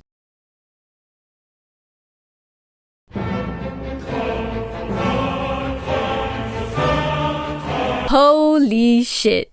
You are not ready for this part of the book. We are at the same place as we started. You know, my hair is just all over the place and I don't know how to tame it. My light source. Is that helping? Luckily, I think part 3 is like the shortest part in the whole book. So hopefully we will finish this very soon. It's a new day. I've changed my clothes because I'm going to a basketball game. My first basketball game ever. Hi, my name is Troy. I have a basketball game tomorrow. So I'm pumped. So part 3 consists of 13 chapters and approximately 250 pages. And we're back to present day. I think we ended part 2. Helena had just been captured after she blew up the lab filled with her own people, whom she deemed were necessary to die because it would be kinder. Now we're back to present day. Helena is still pregnant. She's in bed. I think Farron is by her side holding her hand, and even though we just spent 560 pages recounting everything Helena forgot, she still has gaps in her memory, so we have to watch both her and Farron rehash everything that we just fucking read. That's great and absolutely necessary, of course. Absolutely necessary to pad out this book with that. As you might expect from a book like this, Helena does kind of like struggle with her love for Farron compared to what he's put her through, like all the torture and rape. But she struggles very briefly with it. I'm pretty sure it's only like one sentence and then she moves on from it and she's like, no, you know what? I promised you that I would be yours forever and ever, and I intend to keep that promise. It's never questioned again. And in fact, the roles switch. Now Helena is the one who has to comfort Farron for all of the unspeakable things that he did to her. It's so romantic. It's just like the epitome of love. And then they start talking about how they get her out of there. Apparently, Farron has had this plan all along. He just didn't do it until now. You don't need to worry about the specifics, he said, cutting her off. You'll be gone before then. If you want to help, eat and get strong enough to travel. So did he just do all that in part 1 just because? Like, he mind rapes her, physically rapes her, tortures her, abuses her, just 'cause? Okay. All right, if you say so, Chief. And then we find out that apparently there are blind spots in the manor where the High Necromancer can't watch them. So it's not like Farron was like, you know, oh, I have to convince the High Necromancer that I'm still on his side, so I have to do these things. Like, it's not even that. Because then there are multiple, like, blind spots in the house. They speak freely about running away. They speak freely about their past together. Aurelia is nowhere seen in the house. In fact, she hasn't been seen since chapter 16, still, to this point. And so you're kind of thinking, like, okay, well, he couldn't have, like, pretended to do all of those things in the blind spots. Like, they couldn't have acted that out. I don't know. I just don't understand. Like, did Helena need to go through all of that torture to get her memories back? Like, I'm just not convinced. I also still don't know why or how she got her memories back at all. So that's still a fucking mystery. There was a pathway canopied with climbing roses. Helena hesitated. Won't Morrow notice? He only watches the courtyard. So, like, what the fuck did he do all of that for? What the fuck did he do all of that for? It felt impossible for things to ever be repaired within the suffocating confines of Spirefell. But if they went somewhere far away, maybe it could be done. They'd found each other once, after all. With time, they could do it again. Not a love story, my fucking ass. No, absolutely not. You should not find your way back to your abuser, your rapist, your torturer. Absolutely not. What the hell are you talking about? Oh my god. Oh my god. I think I need a lobotomy, honestly. I think I need a lobotomy. Throughout this whole fucking book, you know, we've been gaslighted back and forth to the moon and back, to hell and back. And it continues even in this part. Like, did you think we would be free of gaslighting in this part? Absolutely not. We're still being fucking gaslighted, man. She gradually remembered tricking Kane. That never happened. You won't trick or manipulate me again. You will say goodbye and you will go. He met her eyes. Do you agree? Helena swallowed hard. One condition. His jaw ticked. What? Don't lie to me anymore. I don't want to wonder every time whether you're telling the truth. Isn't it so romantic and lovely that they have to promise each other not to manipulate the other? Also, ticked was spelled with 2 C's. Even like my Google Doc here is underlining it with a blue. I think it also wants to spell it with with a K and the other one is red. Like it's like 2 C's. That does not make sense. You also thought we were done with Helena apologizing to Kane and Kane never fucking apologizing for anything? Absolutely not. I'm so sorry, Kane, she said softly. He flinched and nearly ripped his hand away from her. Don't apologize to me, he snapped, glaring down at her. But you're angry with me, aren't you? He looked back across the room, throat working. That doesn't mean you have any reason to apologize. Why not? Because his voice failed him, and he looked down. I have to apologize first, and I don't know how to begin. I'd hoped you'd never remember any of this. If I'd just lied to you about how I got Bayard out, if I'd just let you go, none of this would have happened. Helena sat up. It would have killed me if you'd sent me away and I'd found out later you were discovered because I made you go back for Lila. It would have killed me. I'd do it all again every second to save you. Fuck both of you, honest. Like, fuck the both of you. I don't know what you guys are on, but I don't want to be a part of it. Craziest part about part 3 is this next one, okay? Is this next one. She stared at her hands. I didn't realize you expected me to terminate the pregnancy when I escaped. I mean, I understand why you would, but I'm not going to. She looked up, trying to gauge his reaction, but he wasn't looking at her. You may change your mind once you're free, he said, his voice void of emotion, as if it had nothing to do with him. She shook her head. I won't. His jaw ticked, spelled with 2 C's again, tension growing visible around his eyes. There's no reason to make any commitment like this to me. His voice shook. Do whatever you want. I am, she said, and I want you to know.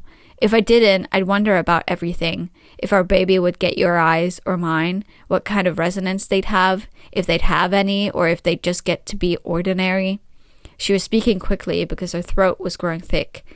I'd wonder if they'd have hair like mine or if it would be straight like yours. If I have to go without you, if you die, I'd want to tell them all about you. She swallowed hard. I've never gotten to tell anyone about you. I'd want someone to know what you were like. Hello? Hello? I'm genuinely speechless. Like the anti-abortion of it all. Also, why the fuck are they talking about this child as if she didn't get pregnant because he raped her? Why the fuck are they talking about this child and this pregnancy as if they had some kind of love affair in part 1? Why would you keep your rape baby? Why would you do that to yourself? Why would you do that to your relationship? Fine, you choose to forgive your rapist, your torturer, your abuser. But why the fuck? I don't understand. I genuinely don't understand. And I'm genuinely like, I'm so baffled. I'm so fucking baffled. And it gets worse. Believe it or not, it gets fucking worse. Kane, she reached towards him. You're not a monster. You didn't have any choice. Neither of us. We were both raped. I can't even get through that sentence without laughing because I'm like, I don't even know what to say. I genuinely don't even know what to say. I'm legitimately just speechless. And they repeat this multiple times. They repeat, especially Helena, keeps repeating that he had no choice and that he was raped too. Helena laments that she can't remember all the good times they had sex because she's so traumatized from him raping her, and genuinely, I can't either. Helena, I'm tired. You're tired. You? Think about how I feel. And I still have 9 fuck-ass chapters left of this shit. And this book just keeps getting more and more ridiculous and cartoonish and goofy because then Aurelia comes back for 1 chapter only to be killed immediately. Clearly, the author fucking forgot about her until now. And so they had to figure out some way to get her out of the picture. And so they just kill her. We can't forget, now that we're back to the present day and we're remembering every single fucking thing Kane has done to Helena, every single abhorrent and truly deplorable thing that Kane has done to Helena, we have to show Kane be the victim in some way. We have to make him the poor little meow meow that everyone, wants him to be, especially the author. The author wants him to be so that we forgive him and forgive his sins because he's a victim too. He says, I was ordered to make a show of strength. A warning, he swallowed. There were rows and rows of prisoners. I don't know where they got so many. It's almost like you were in a war and the losing side became prisoners. You know what? I also don't know where they got that many because Helena killed all of them in that lab with her bomb. As he spoke, his expression slowly thawed, growing younger and younger, until he looked painfully boyish, his eyes huge. He was going into shock. He didn't seem to be talking to Helena so much as trying to explain it to himself. I didn't know there'd be so many. This wasn't supposed to happen until I was gone. Oh no. He has to kill so many people. Poor guy. So clearly he does not fucking give a shit whether these people die or not. He just didn't want to be there for it. But also, what kind of goofy ass fucking cartoon villain is this that he is putting prisoners in a row for Kane to kill just because? What is the reason for this killing? We never get a reason. The only reason we get is that he was ordered to make a show of strength. Whatever the fuck that means. There's no fucking logic here. We haven't just abandoned logic, okay? We've taken logic by the throat, choked it, and then thrown it out the window. All the terrible things happening to them now is just so cartoonish. Kane's father comes out covered in blood after torturing people all day. Oh, he's turned the house into a torture chamber now. Oh, he's Farron has to kill rows and rows of prisoners as a show of strength. What are we doing here? It's just so goofy at this point. It's so ridiculous. It's so weird. It's like the author ran out of traumatic things to happen to the main characters. So they just have to resort back to the most cartoonishly evil thing they could think of. They were like, ugh, you know what? Part 1 really had it all. How do I get that spark back? And it's like, I don't know if you can, honestly. I don't know if there was a spark to begin with. You know what this also reveals to me is that clearly the author just used all of these torture things to simulate some kind of shock value in the reader, because they were like, okay, well, we're reaching the climax now. How do I make the reader feel something? How do I make this experience so visceral? I know. I'm going to get Cain's father to come out covered in blood. I'm going to have Cain traumatized from killing rows and rows of prisoners as a show of strength, because we're in the climax now. We have to feel things. And of course, like, it doesn't end there, because then Cain is tortured again. Guys, I know Helena has been through most people's worst nightmare, but have you considered that Farron is also a victim? What about Farron, guys? He had to kill so many people. Also, in part 3, for some reason, everyone's hands are spasming so much. I think spasm is used 24 times in part 3 alone. Helena performs some kind of ritual so that Farron's soul isn't bound to Voldemort. I mean, the High Necromancer anymore. They run away to another country on the Flying Beast to where Lila is with her kid. And then Lila and Helena, they talk. And Lila says this. Lila's expression tightened, but she nodded. Yes. Farron's mentioned the plan, although he said a lot of things. I learned not to expect much. She exhaled. Is he really coming with us? You're planning to play house with him? Helena's shoulders tensed. Yes. Running away together was always our plan. I added you to it because Luke asked me to make sure you and Pole were safe. Pole, by the way, is Lila's kid, whom she named Apollo, and they call him Pole. They call him Pole, like Beanpole.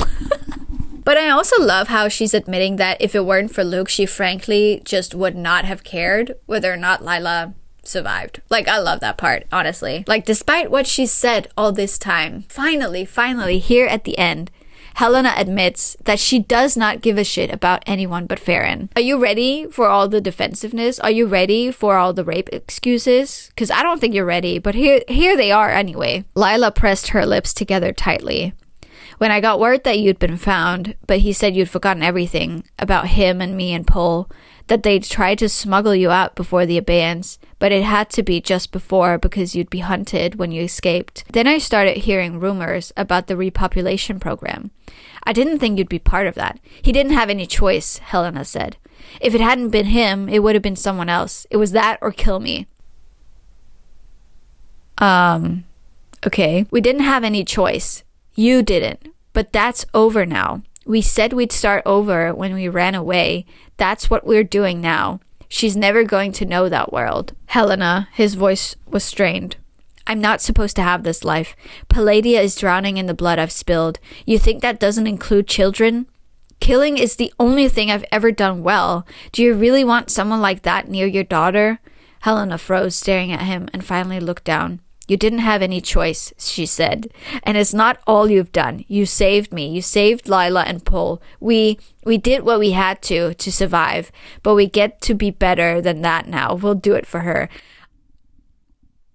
The cognitive dissonance is crazy in this one. How many times is Helena going to say that they didn't have any choice? Like, Senlin Yu, who are you trying to fool? You think that argument held up in the court of the Nuremberg trials? Get the fuck out of here. When Lila calls out their relationship as toxic, again, as the only rational fucking human being in this book at this point, Helena genuinely says this. Love isn't as pretty or pure as people like to think.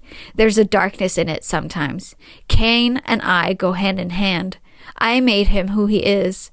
I knew what that array meant when I saved him. If he's a monster, then I'm his creator. I'm going to commit a felony. I'm going to end up on international news. I'm going to be wanted by Interpol. What the fuck are you talking about? How do you create him as a monster in any way? What kind of agency do you think you've had in this book? You've had no fucking agency. What makes you think? Genuinely, this book is fucking gaslighting me. Genuinely. I need a lobotomy. Holy shit. So you know how this book has been dragging its fucking feet and my dead corpse for the last 900 pages?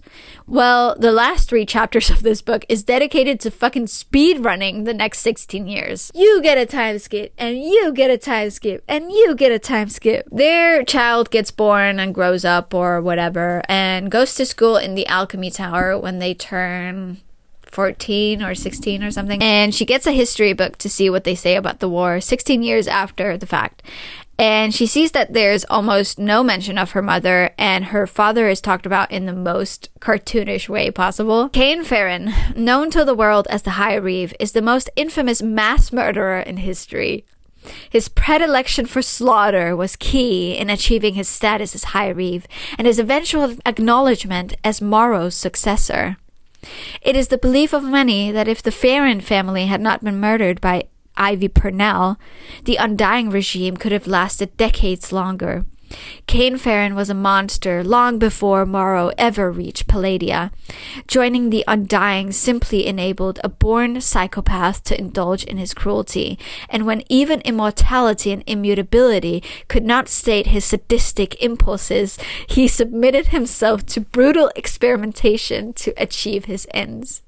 You know what this tells me? Senlin Yu has never read a history book in their life. No self-respecting historian would ever write a history book or recount facts of the past in this way or write sentences like these, nor would any publisher publish this as a credible, unbiased historical text. Like, this is a joke. They don't even fucking talk about Hitler like this. And the funniest bit comes after this. She flipped rapidly through the book, finally stopping at a glossy photo page in the chapter on Lucien Holdfast. Enid and Paul both stared at the photograph.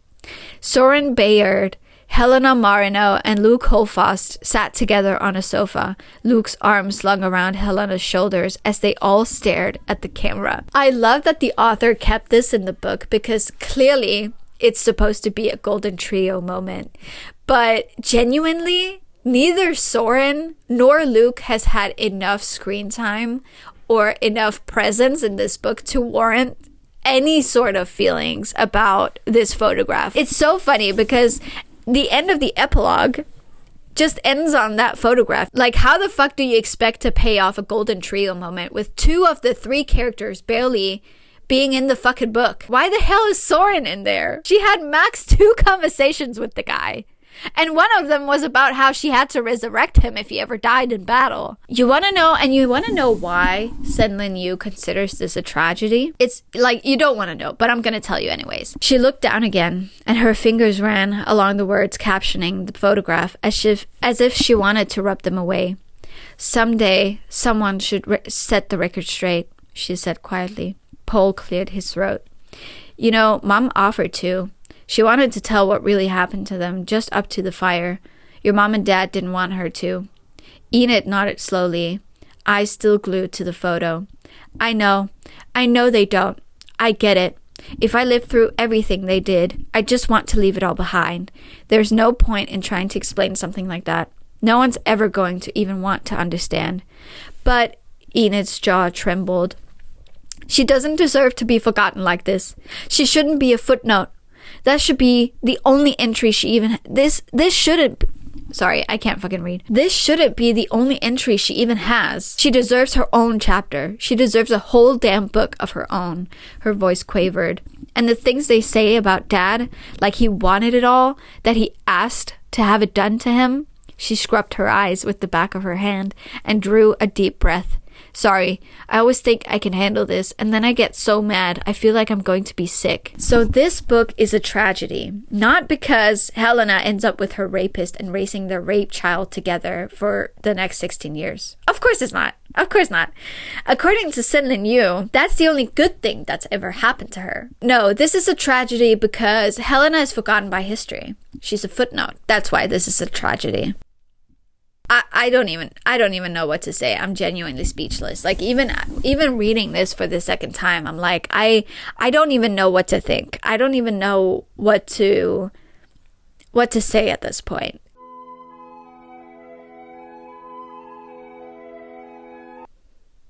Guys, I think Alchemized is bad. Here we are at the end of everything, and finally we get to my final thoughts.